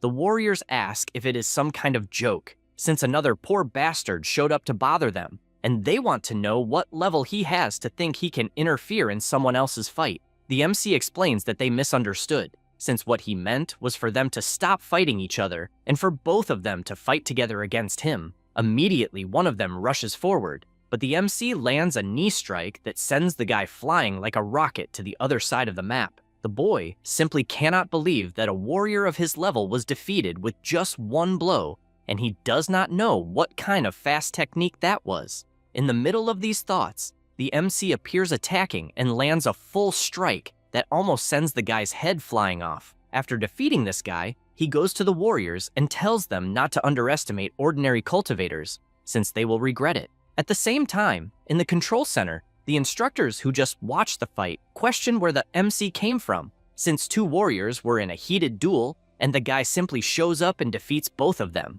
and they believe they will count 2 eliminated. Monglong warns that no, since the boys did not request rescue, the test continues. After some time, the 2 wake up and are startled. Leijun becomes furious since he has never suffered such humiliation in his life. The same goes for Marcus, since if he had not underestimated him, he would never have lost. They stare at each other, and the boy apologizes for the words he said earlier since they were not true. Leijun says it is fine, and both help each other walk since they are willing to help each other with their revenge. Meanwhile, Su-hong moves through the forest until something catches his attention, since in front of him another horde of giant tusk boars appeared, a monster of the initial stage. The boars notice his presence immediately and charge to attack. However, that was exactly what he wanted, and with his 9 thunderclap fist, he starts killing them, one by one, until he has finished them all. The MC becomes annoyed, since before defeating a warrior yielded dozens of martial points, but after leveling up and becoming stronger, the rewards are getting smaller and smaller. He realizes he needs to search for the medallions once and for all, and starts opening one monster after another, since the last 10 level 1 beasts had no medallions, and he is curious if that group has any. As expected, there is no sign of a medallion, and he believes he will only obtain them from stronger monsters. Half an hour later, he continues moving and reflects that after entering the forest, he advanced 3 to 5 kilometers and encountered dozens of low-level beasts per hour, and does not understand why he is not finding any. Just as he thinks that, the monster appears in front of him. He quickly realizes that it is a black tiger of the dark night, a level 1 monster at the final stage. Without wasting time, he uses his technique, Finger, that breaks the void and severely injures the tiger, which falls powerless to the ground. Without giving it time, the MC prepares his spear and thrusts it into the monster, thus obtaining 35 martial points. He realizes that with his current strength, killing a level 1 beast at the final stage is child's play, and while searching the monster, he hopes it at least has a medallion. Luckily, he obtains one since he imagined that high-level monsters would have them, and it took him 3 hours to find that medallion. This makes him reflect that he found initial stage monsters everywhere, but encountering that tiger took much longer, and apparently the deeper he went into the mountain range, the higher the level of the beasts, but the smaller their number. Although the black tiger yields more martial points, he only ends up finding one every half hour. So if he decides to hunt low-level beasts on the outskirts of the mountain range, he will end up gaining more points in the same amount of time. So instead of focusing on quality, he thinks it is better to focus on quantity. Since there are still 5 hours left until the end of the test, he decides that he will gather enough martial points to complete the progress of his mortal body. He carries out a massacre with the monsters, leaving none behind that he finds along the way. From time to time, some stronger ones appear, but he manages to dodge calmly, and while preparing his fist, he imagines that he has fought dozens of level 1 beasts, and finally found another at the middle stage, which with just one simple punch, he was able to launch the bear like a cannonball against a tree, which even while screaming in pain, realizes that the MC is not joking and is finished with another precise blow that even destroys the tree with the impact. He reflects that his mortal body has reached 60%, and he can kill middle stage beasts using only his physical strength. Currently, he has 254 points and needs a little more than 100 to complete the progress of the mortal body. Since he knows that only 3 hours remain, he decides to hurry to gather those points. Suddenly, a loud roar echoes through the forest, and he is startled since he does not know what that sound was, until a giant bird appears flying, and he wonders if it might be the legendary king of beasts, the Golden Peng. The monster flaps its wings, causing a colossal windstorm that leaves the MC surprised, since the power of a king of beasts is truly overwhelming. Some trees are destroyed, and the MC tries to protect himself, imagining what kind of ferocious beast that is. He admits that recently he had been a little arrogant regarding his own strength, but facing that top-tier monster, he realizes he is nothing more than an ant.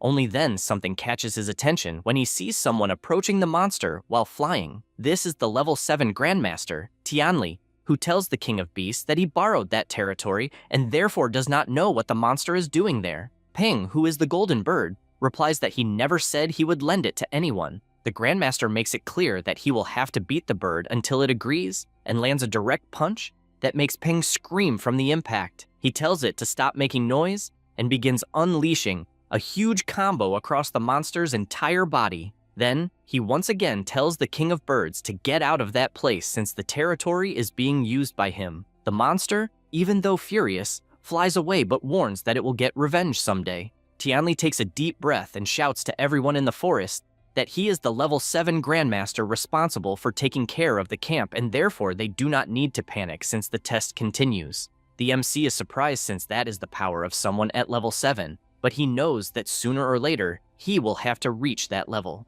Tianli returns to the camp and comments to the supervisors that he only borrowed the territory from the Golden Wing Peng and believed it would be easier if the monster had simply accepted it, but in the end, he had to beat it up. Baimu, who is a level 5 warrior, says he expected nothing less from a Grandmaster since he is as strong as the rumors say. Lins, who is also a level 5 warrior, agrees since the King of Beasts, who is famous for having an indestructible body, was subdued without mercy. Tianli tells them to stop the flattery and orders them to follow him to the monitoring room since he wants to see who managed to withstand the pressure of the King of Beasts. After arriving in the monitoring room, the assistants say that those are the monitoring recordings, and most of the students cannot move under the pressure of the bird. The old man sees that a genius killed a group of black tigers at the final stage and still resisted the pressure of Peng with ease, so he wants to know his name. His assistant says his name is Tian Tuu, level 1 at the final stage. He has 340 energy and a 95% affinity with fire. He possesses the special physique barbarian god body and has superhuman strength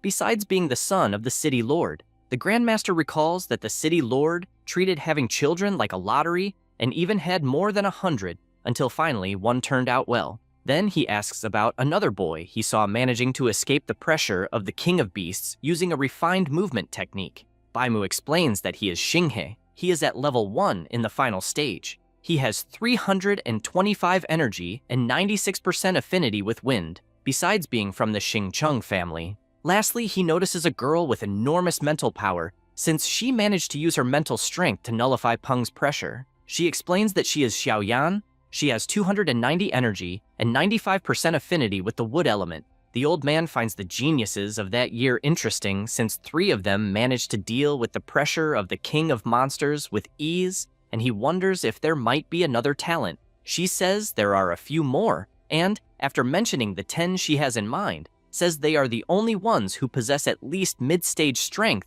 and did not lose consciousness under Peng's pressure. The old man realizes they are all children of influential families and asks about the students from the first school. She says those students are still at level 1 in the first stage and 3 of them advance to the camp, but they are nothing special. He tells her to forget about them, since he does not want to waste time with a school that has the reputation of being nothing special. At that moment, Lin shouts that something is wrong with another student and points at the MC, saying the boy just passed through the pressure of the King of Beasts and still has plenty of energy to keep hunting. Baimu reads about Su Hong and, completely startled, says he is the monster from the first school. Her partner grabs the report and tells her not to scare the Grandmaster with this monster talk, but he also becomes shocked when reading about the MC. The old man decides to look as well, since he does not understand why 2 level 5 warriors are so startled by a mere level 1. After all, they have already witnessed all kinds of monsters.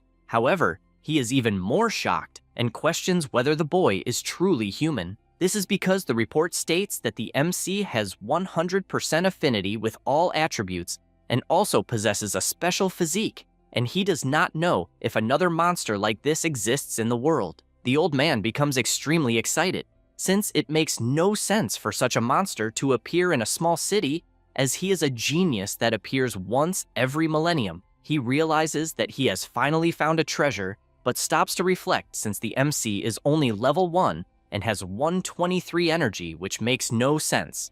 Baimu, a bit embarrassed, reveals that the boy is cultivating the 7 techniques simultaneously, and because of that, his energy barely rises. He becomes furious when hearing this, since it explains why his blood energy is not rising. After all, not even a god could accomplish such a feat, and he does not understand what the association president is doing, since apparently she did not properly explain things to the boy. At that moment, an instructor reports that some students have returned to the camp, and when he goes outside, he notices that the 3 geniuses arrived together. 6 hours after the beginning of the test, more students arrive even though they are completely exhausted. 7.5 hours later, everyone is restless, asking to end the test soon since they are certain no one else will appear after so much time. The Grandmaster wonders where the MC monster is since he has not appeared yet, and he does not want to lose such a precious treasure even in his dreams. Only then does he feel relieved when he spots him. Su-hong, completely exhausted, thinks he made it and was so focused on gaining points that he almost forgot about the time. He enters the camp and the warriors cannot believe how dirty he is and cannot even imagine how many beasts he killed to end up in that state. The two guys who got beaten by him become excited since they want revenge, although Marcus tells them to calm down, since once they enter the training field, they will have many ways to teach him a lesson. The three geniuses realize that the MC passed in last place and is probably an interesting specialist. The instructor announces that the 8-hour time is over, and whoever has not arrived by now will be eliminated from the test. And the next step is to present the camp's facilities and rules. He informs them that the camp has several important facilities, namely the gravity training room, the movement training room, the ferocious beast laboratories, and the martial techniques pavilion. In the pavilion, they can exchange for martial techniques, movement techniques, pills, and weapons,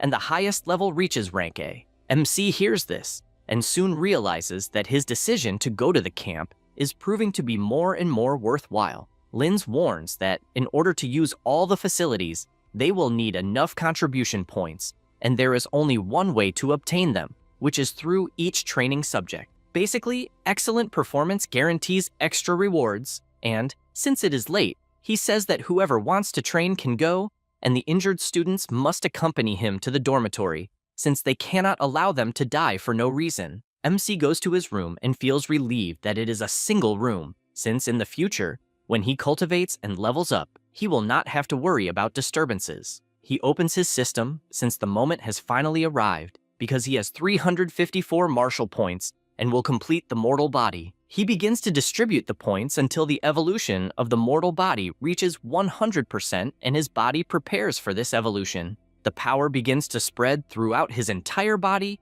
until the enormous pressure gradually dissipates until it completely calms down. He finds it incredible, since just an explosion of physical power already has such strength, and he reads in the system that the talent obtained was the Supreme Body, a resistance with the greatest physical strength among all bodies in the world. He admits that he has never heard of it, and also notices that the spiritual grade is at 0%, which means that the Supreme Body can still level up and will probably be extremely challenging. He cannot hold back his excitement, since he needs to test exactly how great the strength of that Supreme Body is. He picks up his spear to go test it, but is startled when he sees that the weapon is made of rank C alloy, and just by holding it, he almost broke the metal, and he becomes worried since they are very expensive, and he even spent a fortune. Only then does he remember that, in fact, he found that spear in the middle of the forest, and from that moment on, he will gather contribution points as quickly as possible to exchange it for a rank A spear. He puts on his jacket, imagining that he will earn contribution points just by using a weighted vest,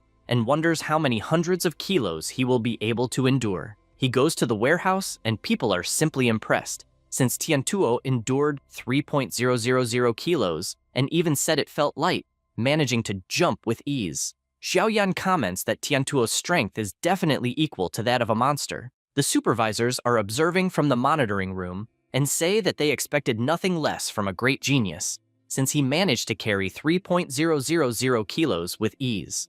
Baimu, intrigued, asks when they will speak in detail with MC about him cultivating 7 guidance techniques simultaneously. The old man says they cannot be so direct, since geniuses have strong pride, and speaking directly will only cause the opposite effect, and they will have to use some methods to make the boy give up on his own. Then, he asks if the warriors organized for the night attack have already gathered. His assistant says it will take some time, since organizing people to match the strength of each student is a bit complicated, and excited, says that they have just finished the test and must have their guard down, and when they suffer a surprise night attack, they will fall into despair. The old man agrees and orders them to prepare a level 1 warrior in the final stage for MC, since he wants to see the boy crushed and defeated before explaining the disadvantages of cultivating 7 techniques at the same time. His assistants are shocked by this, since the blood energy of a level 1 warrior in the final stage exceeds 400 points, and the combat power is above 5.000,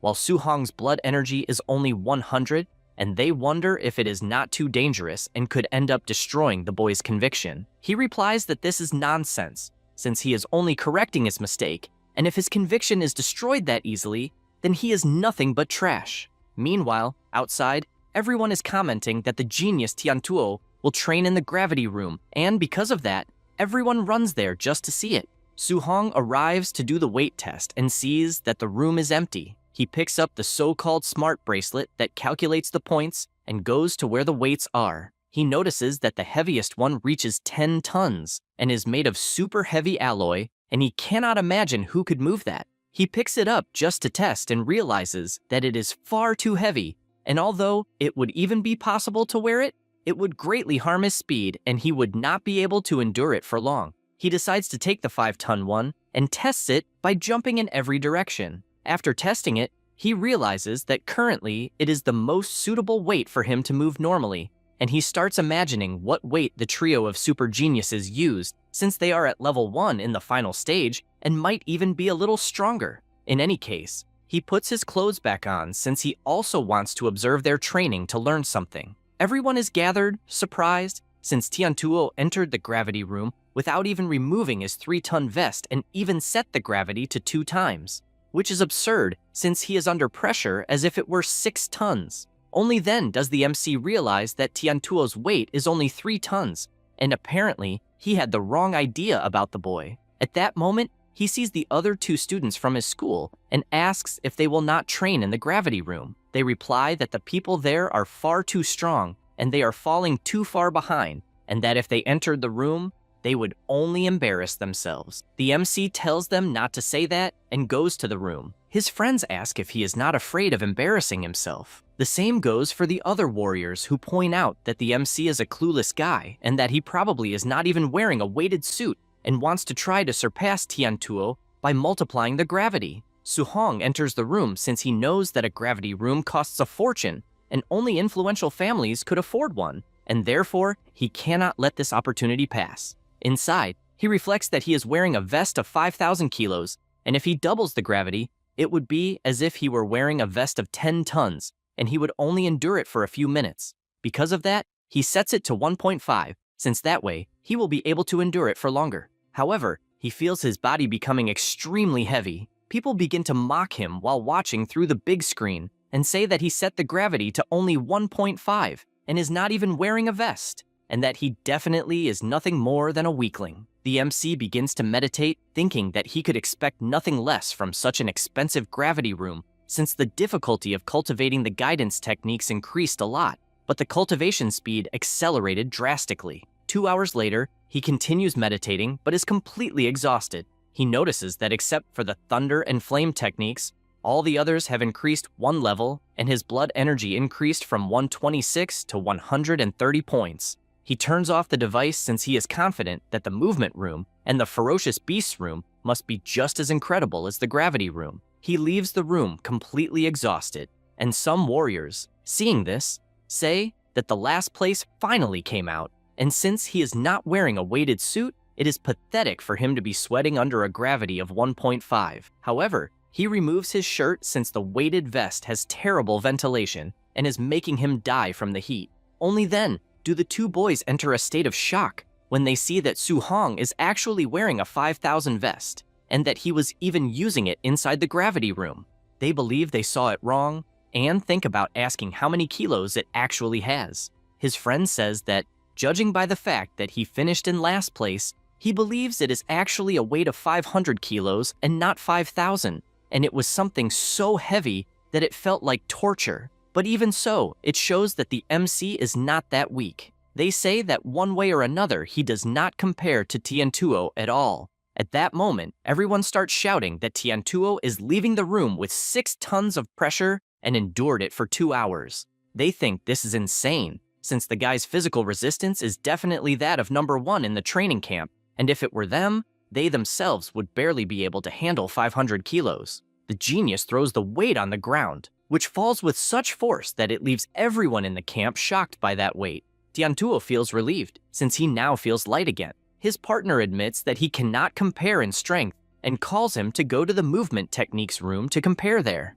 Tiantuo tells him to stop joking, since the guy is a practitioner of rank A movement techniques, in addition to having the wind attribute, so it would be idiotic to try to compare. Suhong hears about this rank A movement technique and finds it interesting, since even having the supreme body, he is interested in a movement technique of such a high level. Everyone goes to the place and is surprised by Xinghe, since the guy is at level 10, while they themselves can barely reach level 3. The white-haired genius is so fast that their eyes can barely follow for a second, and he still has energy to show off, since petals of flowers are coming out from somewhere, and they have no idea why. The MC immediately copies the steps of the ascending Hong and analyzes them every second.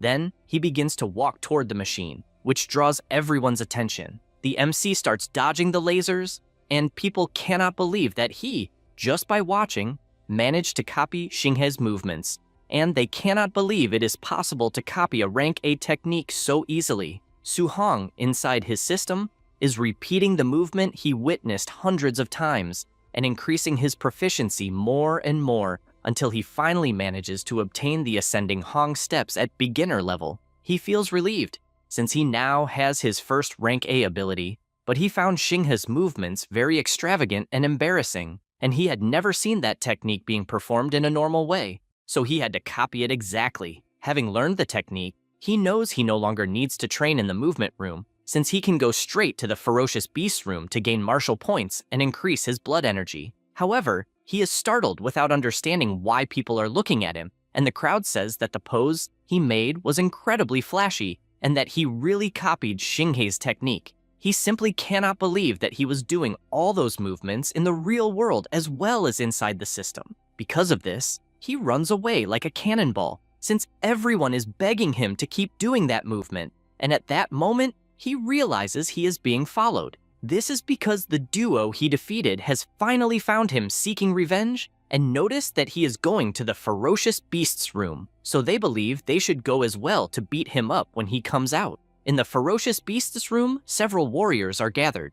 Tiantuo asks if Xiaoyan really wants to compete to see who kills more ferocious beasts, and she replies that she just wants to know which of them is number 1 in the training camp. He asks her not to believe that spiritual mental power can defeat the body of the wild god, since that would be underestimating it too much. She retorts that actually he is the one underestimating others. The MC watches and finds it interesting to see a spiritual mind master, since he has never seen one fight in person and believes it is better to watch first, since he can kill the beast later to gain points. On the big screen, he sees her flying, and this surprises Su Hong, since techniques that allow walking in the air are only used by great masters, and now he understands her specialty. She gathers energy in her hand and fires countless lasers that finish off all the supreme level beasts, and the MC finds this incredible, since in moments, she killed 3 black tigers of level 1 at the maximum stage. But he is curious about those rays of light.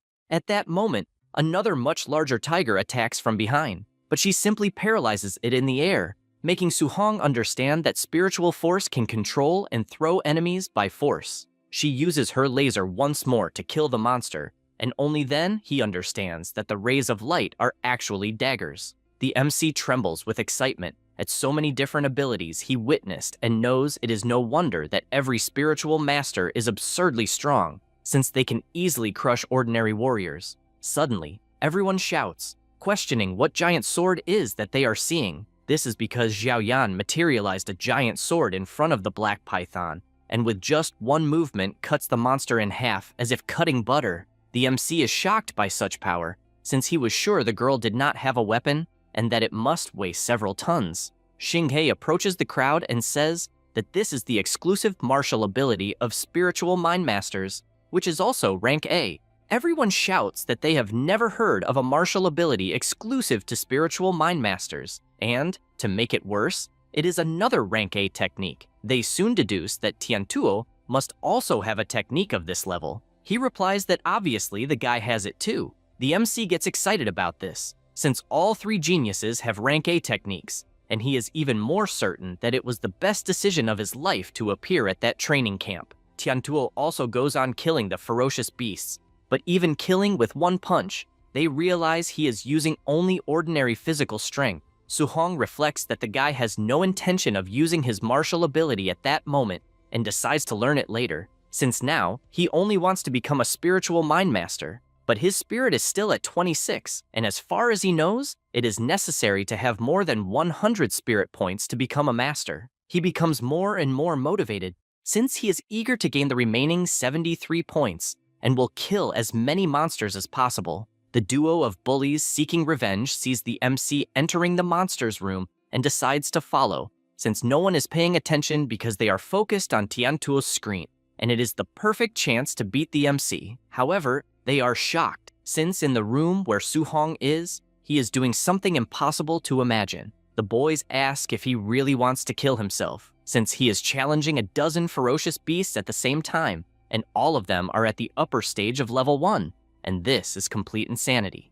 They ask if they shouldn't call the instructor to save him, since the MC is going to die in seconds, and they lament because they won't be able to get their revenge. Su-hong orders them to begin, and the monsters all charge at the same time. He dodges the first attack and, without hesitation, fires his laser, finishing off 2 monsters at once. Then, he starts attacking all the others around him. The 2 boys remain shocked, since as far as they know, an initial stage warrior shouldn't be able to do that, and they notice that the technique he is using seems familiar. Only then do they conclude that it is the cloud steps of Xinghe. The boy finds this impossible, since the MC is a student from the first school and shouldn't have access to such a high-rank movement, and they wonder if he learned it just by watching a genius perform it. His friend tells him to forget about revenge, since the 2 of them together probably wouldn't stand a chance against the MC, but Li Jun rejects the idea, saying he doesn't care whether the MC comes from a great family or not, since he can't swallow this humiliation. However, this doesn't last long, as the boy tells him to look ahead, and when they do, they are left in shock, because the MC managed to kill 11 final stage beasts in that short time. Su-hong realizes he has earned 81 points, since the average per creature is 7 points, and apparently the stronger he gets, the harder it becomes to earn points. He looks to the side and notices more creatures approaching, so he decides to get up, since he doesn't have time to rest. The monsters attack, but he activates his flaming fist and starts striking all of them. After that, more monsters approach, and he becomes increasingly excited, wanting martial points. Because of that, he keeps advancing, killing more and more monsters to score points. Meanwhile, the 2 boys watch everything, and Leijun admits that hatred leads nowhere, so he has decided to forget about revenge. They move to another place, where people are surprised that Tiantuo and Xiaoyan crushed between 8 and 9 final stage monsters. At that moment, another boy appears asking if they managed to get the revenge they wanted. The 2, frightened, say yes, but internally they are sweating cold, since if they hadn't been clever, they would be lying on the ground like dead dogs, and they realize that the training field is absurd, since it is full of ridiculous monsters. Suddenly, the 2 geniuses leave the training room. Tiantuo says he scored 280 points, while Xiaoyan scored 270 points. Everyone is impressed, since each final stage monster is worth about 5 contribution points. Tiantuo complains about having gained only 100 points from using the weighted vest. His friend says the same, since she only got 50 extra points. Everyone remains shocked at how incredible the geniuses are, and they know that all that remains is to fight for 4th place. Meanwhile, the 2 boys continue watching from afar, as they think everyone there is a bunch of fools, since there is a more terrifying monster in that training field that surpasses the 3 geniuses. An hour later, the MC finishes his massacre. He sighs in relief and thinks that hunting ferocious beasts for over an hour has left his body very tired, and to make matters worse, he is still far from the required 735 martial points. At least, he managed to get 700 contribution points and wonders what he can exchange at the martial arts pavilion. Just the points from the weight he used increased by 300 points. With that in mind, he goes to the martial techniques pavilion and, after checking the book, sees how many points each type of pill costs, as well as the cost of martial techniques. Rank A techniques are very expensive, since the cheapest one costs 2,000 points, and the prices of the pills are reasonable. The clerk asks if he will take anything, but she soon assumes that he looks like an initial stage warrior and probably cannot afford anything. The MC asks about the spiritual concentration pill, and she explains exactly how it works. he notes that the maximum level of spiritual concentration pills is 4 and costs 500 contribution points. With that said, he asks for the maximum level pill, which leaves her completely shocked. She tries to explain that it costs 500 points, but he replies that it's not a problem. She cannot believe that there is a warrior with 700 contribution points in that camp so early, and still indignant, she hands over the product. He thanks her and asks if they have any alloy spear with dual lightning and fire attributes. The girl, no longer surprised, simply says yes and thanks him for his patronage. After returning to the dormitory, he stores his weapons on the wall and analyzes his attributes, since his growth in just one day was greater than an entire week in the past. Now his spirit points are almost at 100, and he hopes the pill will provide the 25 points he is missing. So without hesitation, he consumes it, determined to become a mental master. The pill enters his body, and at that moment, it begins to take effect. He feels his exhausted nerves relax, and the sensation is pleasant. His brain also becomes extremely clear, and he can feel everything around him. He opens his eyes and realizes that he gained 24 spirit points. Added to his previous 50.5 points, he is now at 99.5%. He regrets it, since if he had known, he would have killed more ferocious beasts. Since there is not much he can do, he decides to rest, as he can collect more points the next day. After that, at the training field, several warriors are gathered. One of them asks Jing Feng if he wasn't cultivating at the martial arts university, and if he stopped just to serve a bunch of geniuses. He tells him to shut up, saying that if he were still in high school, none of the boys in that room would have the right to be his training partners. The big guy shows that he is responsible for Tiantuo, who has 340 blood points. The other two also boast, since they got 2 geniuses with blood points above 300. Jingfeng cannot believe how everyone got such strong students, while his is the MC at the initial stage with only 123 blood points. The warriors also find it hard to believe, since Jingfeng's strength is the greatest among all present, and they wonder if the Grandmaster made a mistake. At that moment, Tianli enters the room and states that there was no mistake. The mohawk-haired one apologizes and comments that the MC is just trash at the initial stage. The Grandmaster tells them not to underestimate him, since his combat strength is comparable to that of a high stage. The three simply cannot believe this absurdity, since there is no one with 123 blood points comparable to a high stage. The Grandmaster reinforces that part of the information about Su Hong is confidential, so it is not on the file, and only when they fight one-on-one will they understand. Jingfeng takes a deep breath, since he has 500 blood points, and cannot believe he will have to intimidate a rookie with 123 points. Tianli slaps him, saying that if he ordered him to fight, then he should do it without complaining, and that he should fight with everything he has, since he must make the MC question his own existence.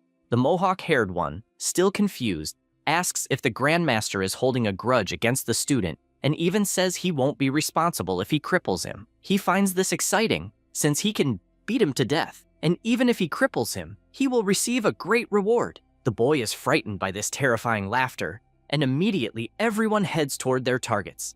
At night, each high-level warrior hunts their target student, and the camp turns into chaos, since no one understands what is happening. The MC wakes up imagining that a surprise attack is happening, and at that moment, someone attacks his door. It was Jingfeng who, upon entering the room, strikes the bed directly, forcing Su Hong to jump. He imagines that he has heard that the countless races usually hunt human twins to weaken their forces, and considers if that is the case. He grabs his spear and prepares himself, since he does not know his opponent's level. Jingfeng laments, because his target is indeed an initial stage, and the MC is startled since the guy is a high-level warrior and not a shape-shifting monster. However, he finds this amazing, because if he manages to defeat him, he will gain the last 5 martial points needed to become a mental master. Jingfeng cannot believe that not only did the MC not run away, but he also chose to counterattack and thinks this is madness. He defends the attack, and immediately the warrior realizes that his target's combat power matches a high stage,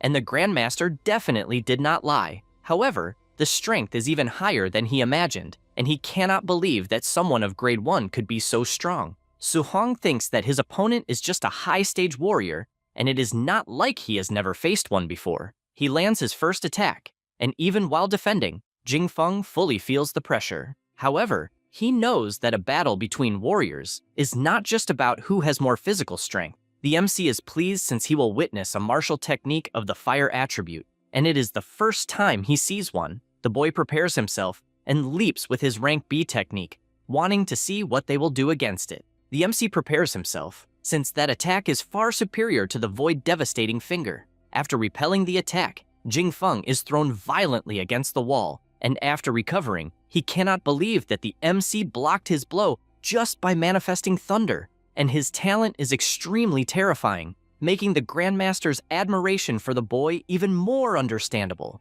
Jingfeng comments that it is indeed a pity that his target does not know any spear technique of the thunder attribute, since otherwise it would be a much more difficult fight. Su Hong replies that he indeed does not know any such technique, but decides to add the fire attribute to even things out, and becomes enveloped in the mixed power of thunder and fire. The warrior simply cannot accept what he is seeing, since someone fused two attributes, something that should be impossible. He cannot accept this, since attributes repel each other, and it is a truth that every warrior knows. He starts to break into a cold sweat, since attribute fusion, especially thunder and fire, was only a legend. The MC wastes no time and advances, and Jingfeng, with little way to react, uses his blazing flames. But the spear repels the attack, and to make matters worse, fires a powerful thunder blast that causes absurd damage to Jingfeng, to the point he considers this power ridiculous. The attack was so strong that it made a hole in the wall that threw him far away.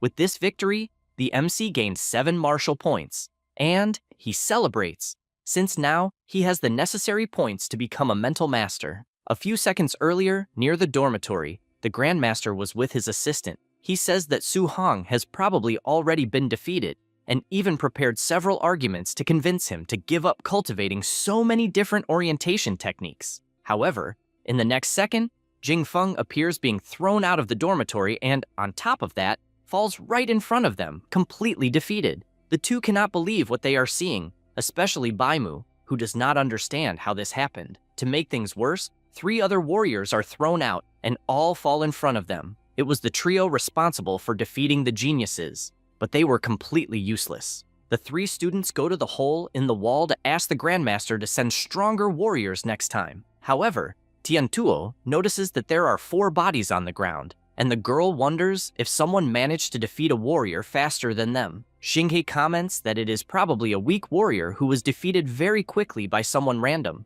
Baimu is outraged by these comments, since Jingfeng is the strongest among the 4. The Grandmaster analyzes the situation, since he can understand the trio of geniuses winning because they are at the final stage. But the MC, who is at the initial stage, defeating a grade 2 faster than all the others is madness. He tries to imagine how he did it, and whether he has a high-level technique or an elite physique. At that moment, Linz appears shouting that something serious has happened.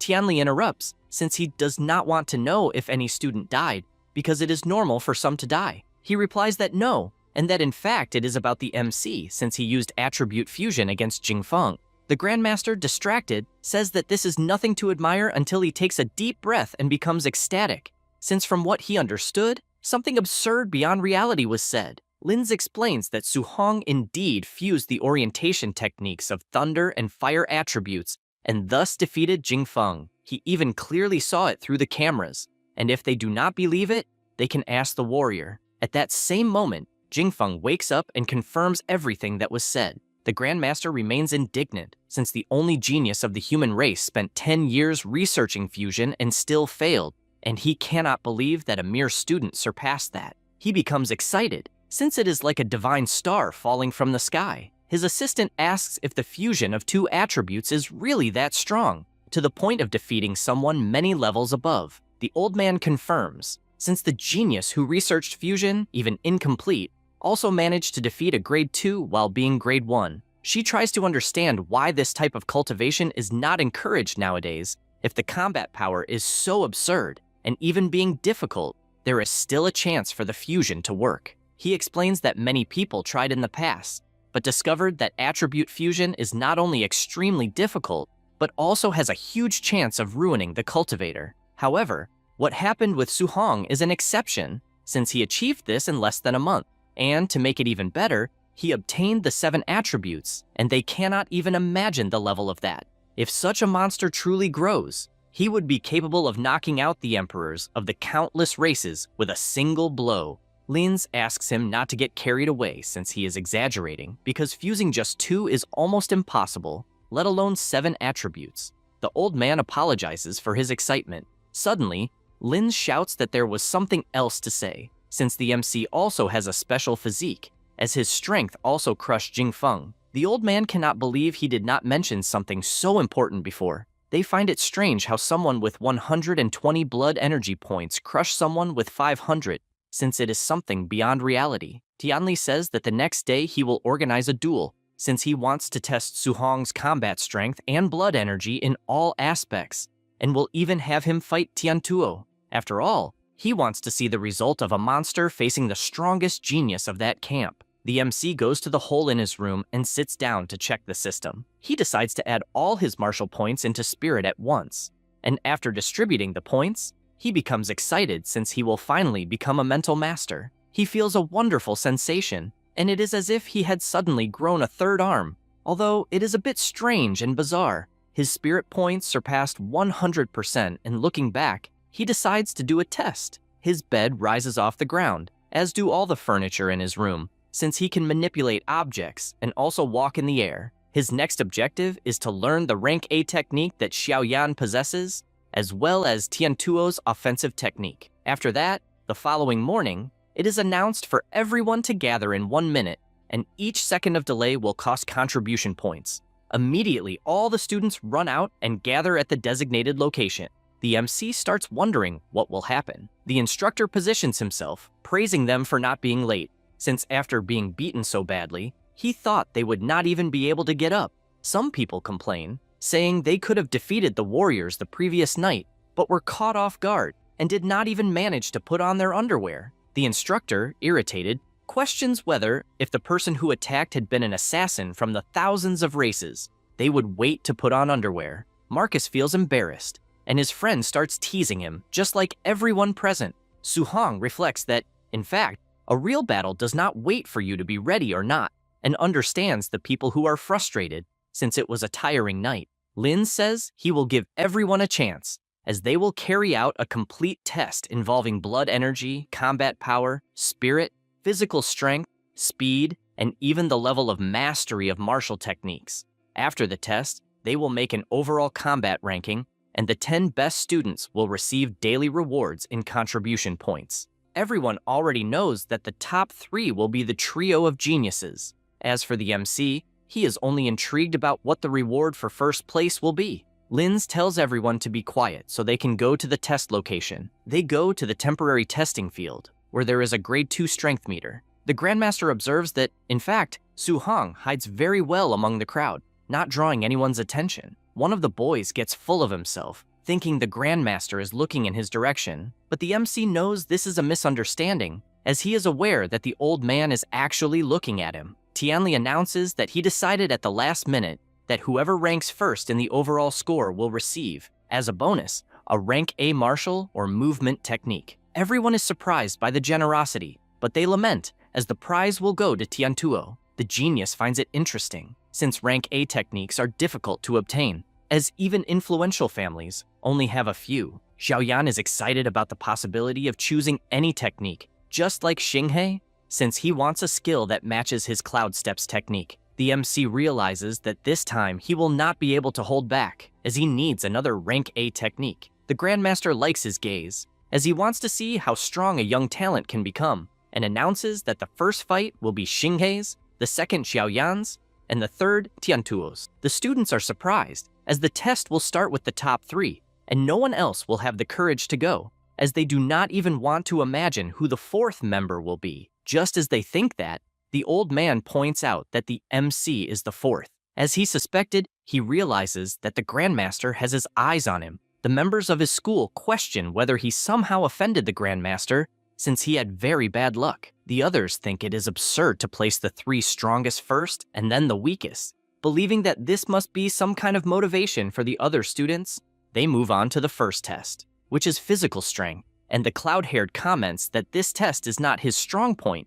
He throws his punch at maximum power and scores 4,013 points. Everyone is surprised, as a score of 4,000 without any technique is incredible. The MC imagines that if Xinghe can use a rank A movement technique, then his attack techniques must not be bad. Being at least rank B, the boy attacks again, using the hidden Cloud Gale Fist, and this time scores 5,642 points. The students are terrified, as this score is standard for a grade 2 warrior, and this coming from someone who claims physical strength is his weakness. Just by seeing the technique, the MC managed to copy it, but thought it was little that the score only increased by 1,600. Xiaoyan prepares for the test and scores 3,253 points. Su Hong knows it is normal for a mental master to be weak in physical strength, since what matters is spirit. She takes a deep breath and activates her attack technique, and once again, the MC copies the ability, finding it incredible how the training field is fantastic for acquiring skills. He wonders how many techniques he will manage to learn that day. The girl prepares and strikes the machine with her ability, achieving 5,942 points. The crowd is surprised, as it is a higher score than Xinghe's, and compared to the normal attack, it almost doubled the score. Meanwhile, the MC continues meditating, as within his space he is practicing the technique he just learned. After practicing for a while, he realizes that the ability can materialize anything, not just weapons, but even chairs, benches, or fierce beasts. However, the more solid the materialization, the more mental strength it consumes. With his current strength, it seems difficult to learn the ability immediately, so he decides to learn it slowly, since Tiantuo will enter soon, and he needs to see his martial technique. The genius prepares, while everyone celebrates that the barbarian god will show what he is capable of with his overwhelming strength. Su Hong wonders what the difference is between her sovereign body and the body of the boy called the barbarian god. Tiantuo prepares, as he wants to show the gap between everyone, and delivers a powerful punch to the machine, leaving everyone shocked, as the machine almost could not withstand such force.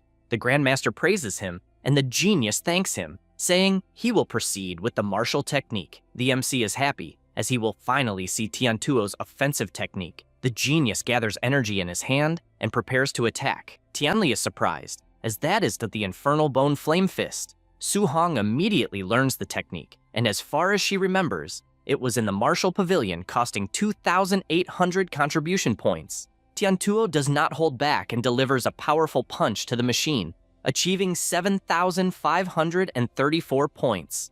It is enough to leave everyone in ecstasy, as it is a higher score even than elite grade 2 warriors. Once again, the Grandmaster praises him, and the boy thanks him for such words. The old man tells the MC to step forward for the test, and everyone starts mocking him, saying it is absurd to send trash to take the test right after 3 legends achieved the highest possible scores. The old man warns that first, he must use only a punch with pure physical strength, without any martial art. He says that is fine, and after preparing himself, takes a deep breath and advances, as he is determined to receive this reward. His punch is so strong that it explodes the place, and his score is 6,551. The Grandmaster realizes he underestimated the boy far too much, as his strength is monstrous. The students are in shock at this score and begin to shout, questioning whether the strength meter is broken, since, as far as they know, the MC was the weakest, and there should not be anyone who could surpass the geniuses in brute strength. Xiaoyan admits she is impressed, as does the cloud-haired, who thinks this score is impossible for a level 1 warrior. Tiantuo agrees and even believes that he himself was too arrogant. The MC asks if he can proceed to the martial technique. The old man replies yes, and he takes his position. Then the mastery percentage of the ability he copied begins to rise. He knows that the Infernal Bone Flame Fist suits his style better, and therefore continues evolving without stopping. Meanwhile, Lin's comments to the Grandmaster that the MC comes from an ordinary family, so he will not possess high-level techniques. He agrees, as he does not expect to see anything of high rank anyway. The MC finally reaches 100% in his ability, reaching the beginner level. The people, seeing the power in his hand, shout whether it is not Tiantuo's ability and have no idea how the MC obtained it. He prepares himself, as he wants to see his offensive power using a rank A technique, and punches so hard that the entire hall trembles. The students ask if this is ridiculous, since it made the whole hall shake. And upon seeing the result of 9,013 points, they are in shock, as it is the standard for a high-level grade 2. Lins cannot accept how monstrous Su-hong is, considering he is at the initial stage with 123 blood energy points, and that makes no sense. The three geniuses do not accept what they are seeing, as 9,000 points is too high even for a grade 2, and they believe that he is hiding his true blood energy points, possibly exceeding 500. However, the MC takes the next test, and his blood energy only rises to 137, and they find this ridiculous, as it is impossible for someone to be so strong with so few points. Su-hong leaves the testing machine, and the Grandmaster asks everyone to be quiet, as they will proceed to the real combat test, since they need to evaluate the dual ranking in combat. He announces that the competition will be by challenge system, so they can choose their opponent. When no one else dares to challenge him, he will be the first to receive the rank A technique as a reward. Without hesitation, Xinghe calls the old man and says he wants to challenge Su-hong. He imagines that although the MC's combat strength is considered invincible, his blood energy is far too low, so he only needs to use his movement technique to dodge the attacks. However, the old man rejects the duel. He does not understand why until the Grandmaster announces that the three can go together against Su-hong. This makes the trio of geniuses furious, as apparently they are being greatly underestimated. The old man asks what the MC thinks, and he says he has no objection. They ask to prepare, as they will shove that arrogance down his throat. The instructor orders the start immediately, and the three advance with everything. Xinghe imagines that he will unleash a Gale Fist and then retreat. And when the boy is occupied, he will attack from the flanks, since with his speed, no one can react. However, his two friends shout for him to be careful, as in the blink of an eye, the MC appears behind him, and without holding back, attacks aiming at his face. However, the boy manages to dodge in time, and thanks his companions, reinforcing that apparently, Su-hong's speed is not normal, and therefore they must be careful.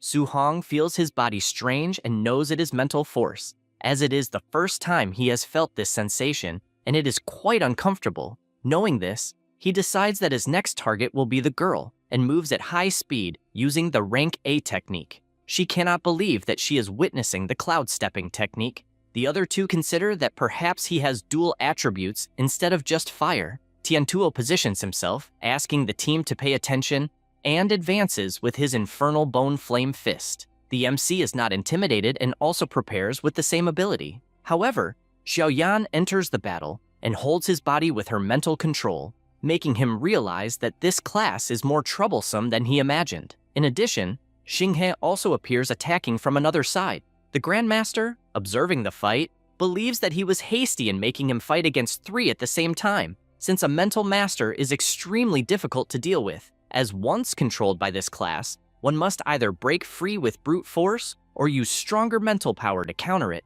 otherwise it is useless. He believes that the MC has enough physical strength to escape, but is startled to see him smiling. The MC, exerting more and more force, manages to free himself from the mental control, and this causes Xiao Yan to spit blood, as her ability was dissipated by brute force. He grabs the hand of one and the leg of another. All the students are in ecstasy, as the MC not only freed himself from mental control, but also blocked the attacks of two other geniuses. He spins the two into the air, and holding tightly, slams them against the ground, causing massive damage to both. The students cannot believe what they are witnessing, as Su-hong is being excessively cruel in his attacks, as he left the two unconscious from so many blows. He takes a deep breath and looks to the side in the girl's direction, but without hesitation, she asks him not to approach as she surrenders. The people cannot believe that there truly exists someone strong enough to defeat the trio of geniuses of that camp. The Grandmaster tells them to stop the noise and asks if anyone else will challenge him. Otherwise, first place will go to Su-hong. They reply that they obviously will not face this monster, as only an idiot would try to challenge him. That said, the old man announces that first place belongs to Su-hong, and since second place to 10th place are vacant, they must continue the competition to see who will take those positions. With that, he tells the MC to follow him to receive the reward, and he becomes excited upon hearing this, as he has gained another rank A technique. As they walk, Tianli reveals to the MC that he has been watching him since the day he stepped into that training field and questions why he hides his power so much, unlike others who constantly show off. He explains that he has neither power nor influence, and if he stands out too early, he will become an easy target. The old man likes hearing this, as he finds it very intelligent and confesses that he only organized that duel to ensure that he would have the resources. With that, he says that in the current world, the strong become stronger and resources concentrate only among geniuses, and tells him not to hide his strength anymore, as he himself, as Grandmaster, will protect him if any problem arises. Su-hong thanks him for all of this. They go to the martial techniques pavilion, and the old man tells him to take the list of techniques. He asks him to look carefully, and the MC asks for a suggestion on which would be best to choose. Before that, Tianli asks which techniques he already masters. He replies that he knows the Infernal Bone Flame Fist, the Cloud Steps, the Gale Fist, and the Void Devastating Finger. The rest are low level. The old man does not believe the abilities he heard, as most of them belong to Xinghe, and asks if by chance he managed to learn them just by watching the boy perform them. He replies yes, and once again, the Grandmaster concludes that he is facing a monster.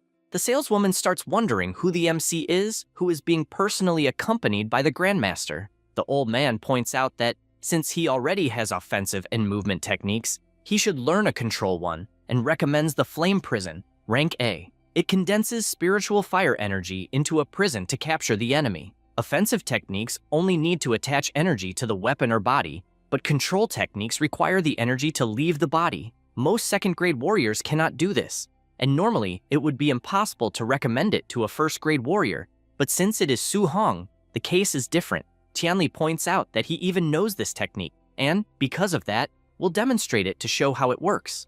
Immediately, the MC thanks him, and the old man, activating his fire attribute, creates a cage of flames and explains that although the power of control techniques is inferior to attack techniques, their utility in combat is enormous.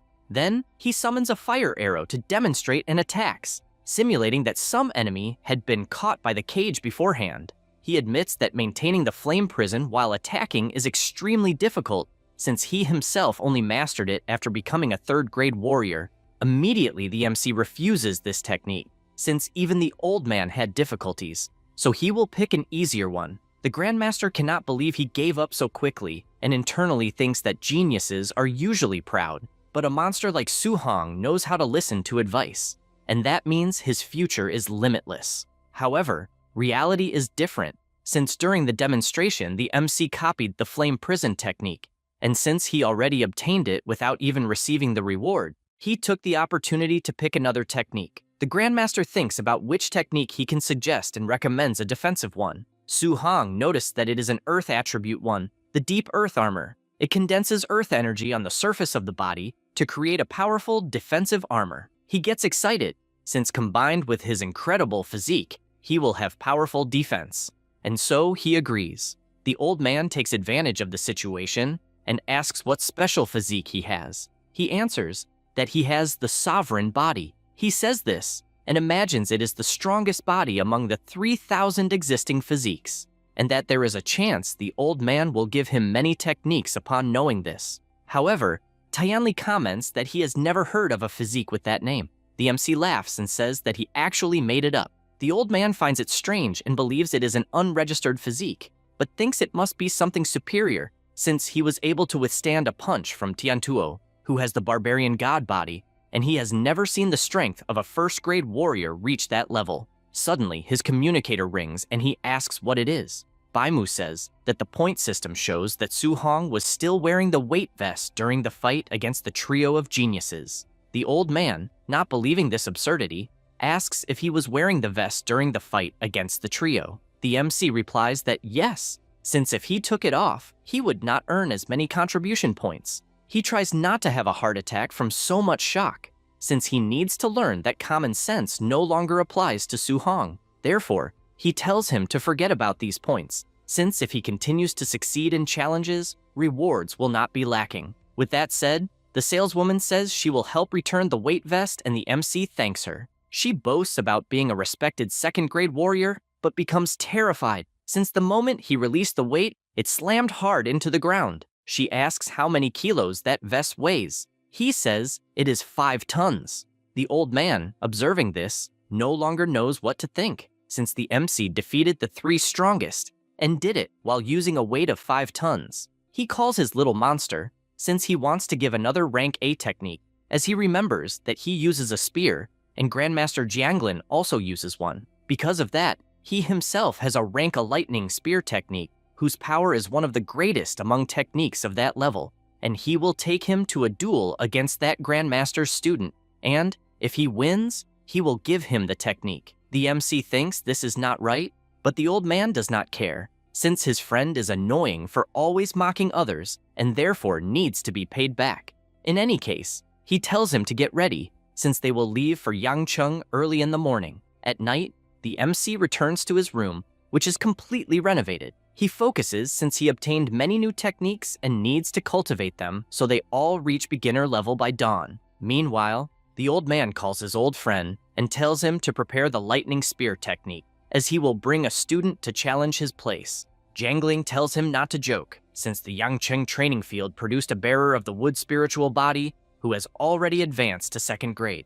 And in just 2 days, the boy has already managed to make spiritual energy leave the body with a rank A control technique. The student in question, in the middle of training, activates his ability and uses the wood prison. The vines attack the target but fall apart halfway. His master points out that control techniques are not something learned out of nowhere, and therefore, he should not be ambitious. The boy says he knows that, and even set a goal of 1 month to reach beginner level with this ability. Jiangling, still on the call, asks if he heard that, and says that the students he trains are not trash. The old man gets irritated upon hearing this, and the spearmaster warns that his friend will show up with a student and asks him not to win too easily, pretending the fight is balanced. Otherwise, it would be boring. Chunfeng asks him not to worry, since he has talent for acting. On the afternoon of the next day, at the Yangcheng training field, the two finally arrive and the MC finds his first experience flying under those conditions incredible. They land in the arena and Jiangling welcomes them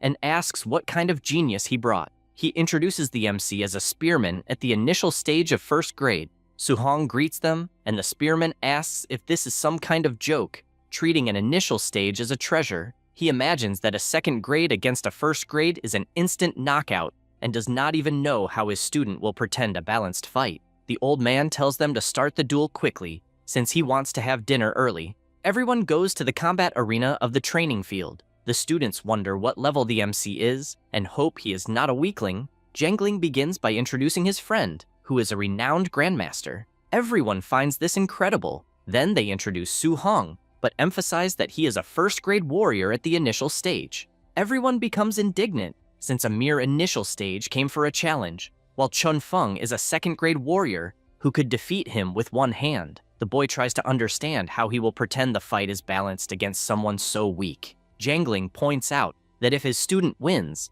the old man must teach a rank A technique to his student and immediately tells the MC that if he wins, he will teach the lightning spear technique as well as any other rank A technique. He thanks him for that, and Tianli, very excited, says his friend is really a good person. The guy does not understand this excitement, since it is definitely impossible for the MC to win this battle. The two position themselves in the arena, and the Grandmaster tells his student to be careful with his strength. He says it will not be a problem and draws his sword. He starts imagining how he will act, since it would not be good if he left a boy severely injured with a single blow. Next, he asks if Su Hong won't use a spear, since, as far as he remembers, he had one. The MC replies that for now, it's not necessary. That's because currently, he only knows a rank C skill, and if he used the spear, he would be at a disadvantage. Chunfeng, feeling underestimated since he misunderstood, finds this attitude very arrogant and,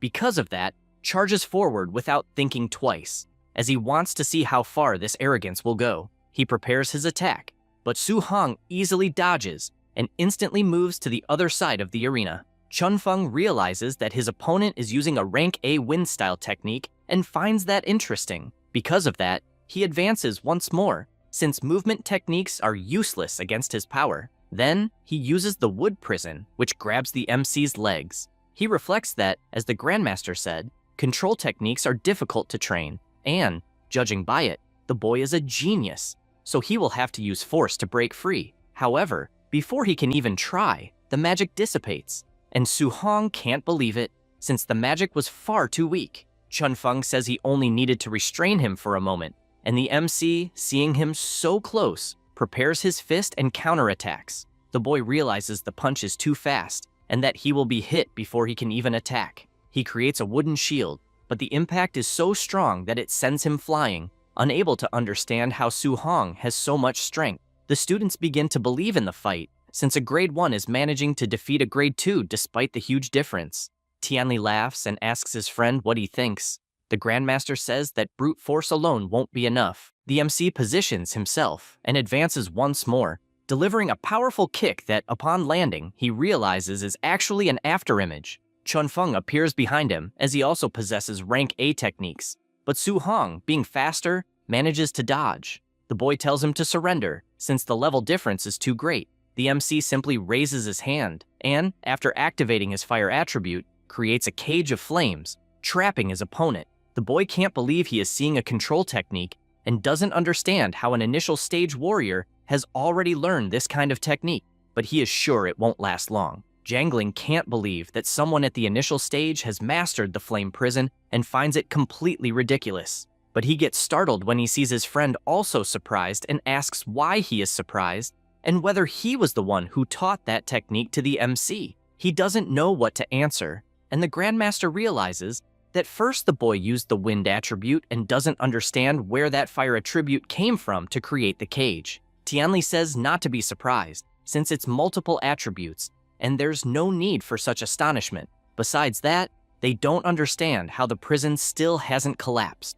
To make matters worse, the MC prepares his flaming fist, and the grass-haired boy, frightened, starts sweating cold, since, as far as he knows, attacking while maintaining a control technique is difficult even for a grade 3 warrior. Su-hong attacks toward him, and the boy tries to defend himself with his wood technique, but it is completely useless, as the blow lands directly, destroying the wood, the sword, and everything in front of it. The punch is so strong that it throws him against the cage of fire, burning his clothes. The fire begins to deal damage, and his wood protection starts regenerating his body almost immediately. Chun-feng tells him not to underestimate the healing power of the wood spirit body of a grade 2 warrior. Su-hong truly thinks a wood spirit body is incredible, a special physique, since the recovery capacity is absurd. But if that's the problem, then he decides it's time to unleash several punches, and during his sequence of blows, he considers that he won't be able to keep holding back forever. The grass-haired boy warns that it's useless,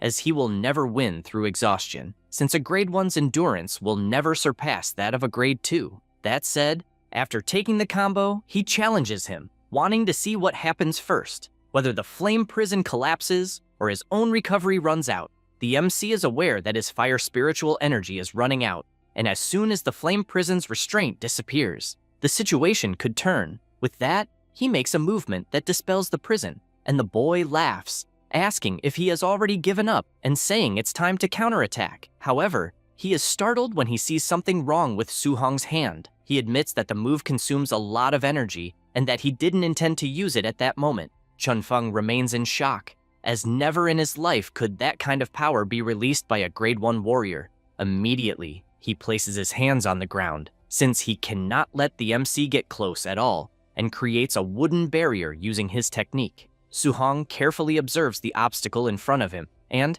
after preparing himself, delivers a punch so powerful that it completely annihilates the wall, hitting his target directly and sending him flying, leaving him knocked out. The people watching can't accept that someone so powerful has been knocked out with just one punch, especially by a grade 1 warrior at the initial stage. Jangling, indignant, asks his friend what kind of monster the MC is, and, even more surprised, wants to know if what he saw was a tribute fusion, and whether a child can really do that, since a young grade 1 warrior mastering something like that is simply impossible. He replies that it's nothing special, and didn't even want to mention that Su-hong mastered this attribute fusion in just 1 month.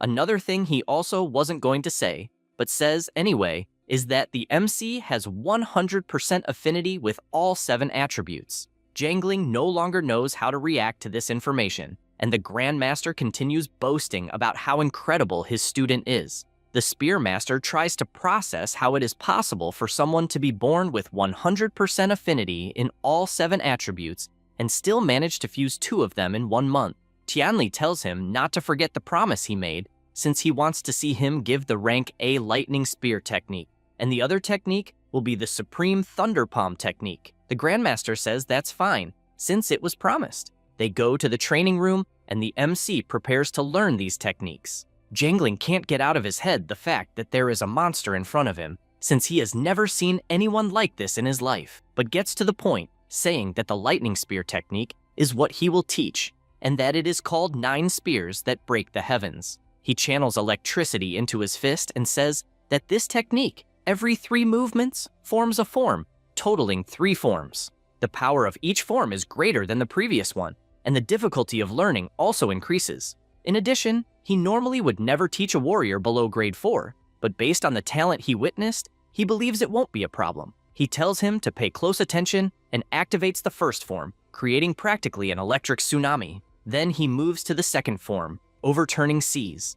A giant wave moves to the other side of the arena. The MC feels the pressure of the attack, since in the middle of that storm of lightning, he feels like just a solitary boat in the ocean, where any thundering raindrop could completely overturn him. Finally, the Grandmaster activates the third form and creates several gigantic electric vortices. Su Hong, observing this, becomes frightened, since Jiang Ling clearly held back in the second form so as not to destroy the training hall, and, even so, the residual power created a terrifying tornado. He is aware that, although he is currently nothing more than an ant, in the future, he will also reach this level of combat. After this entire demonstration, the Spearmaster asks him to practice alone first, and, if he has any doubts, he can ask at any time. Su Hong sincerely thanks him, and Jiangling says there is no need to thank him. After all, a bet is a bet, and explains that once he masters the first form, he will teach the second technique, the Palm Thunder, and already warns that it is a much more powerful technique than the one he just taught. The MC becomes even more excited, since he did not imagine that the second technique would be even more powerful than the one he had just seen, and, because of that, he wants to learn as quickly as possible. The Grandmaster says he needs to go talk to Tianli and will return later to see how the progress is going. That's all, folks. If you enjoy the video, subscribe and hit the bell. Thanks.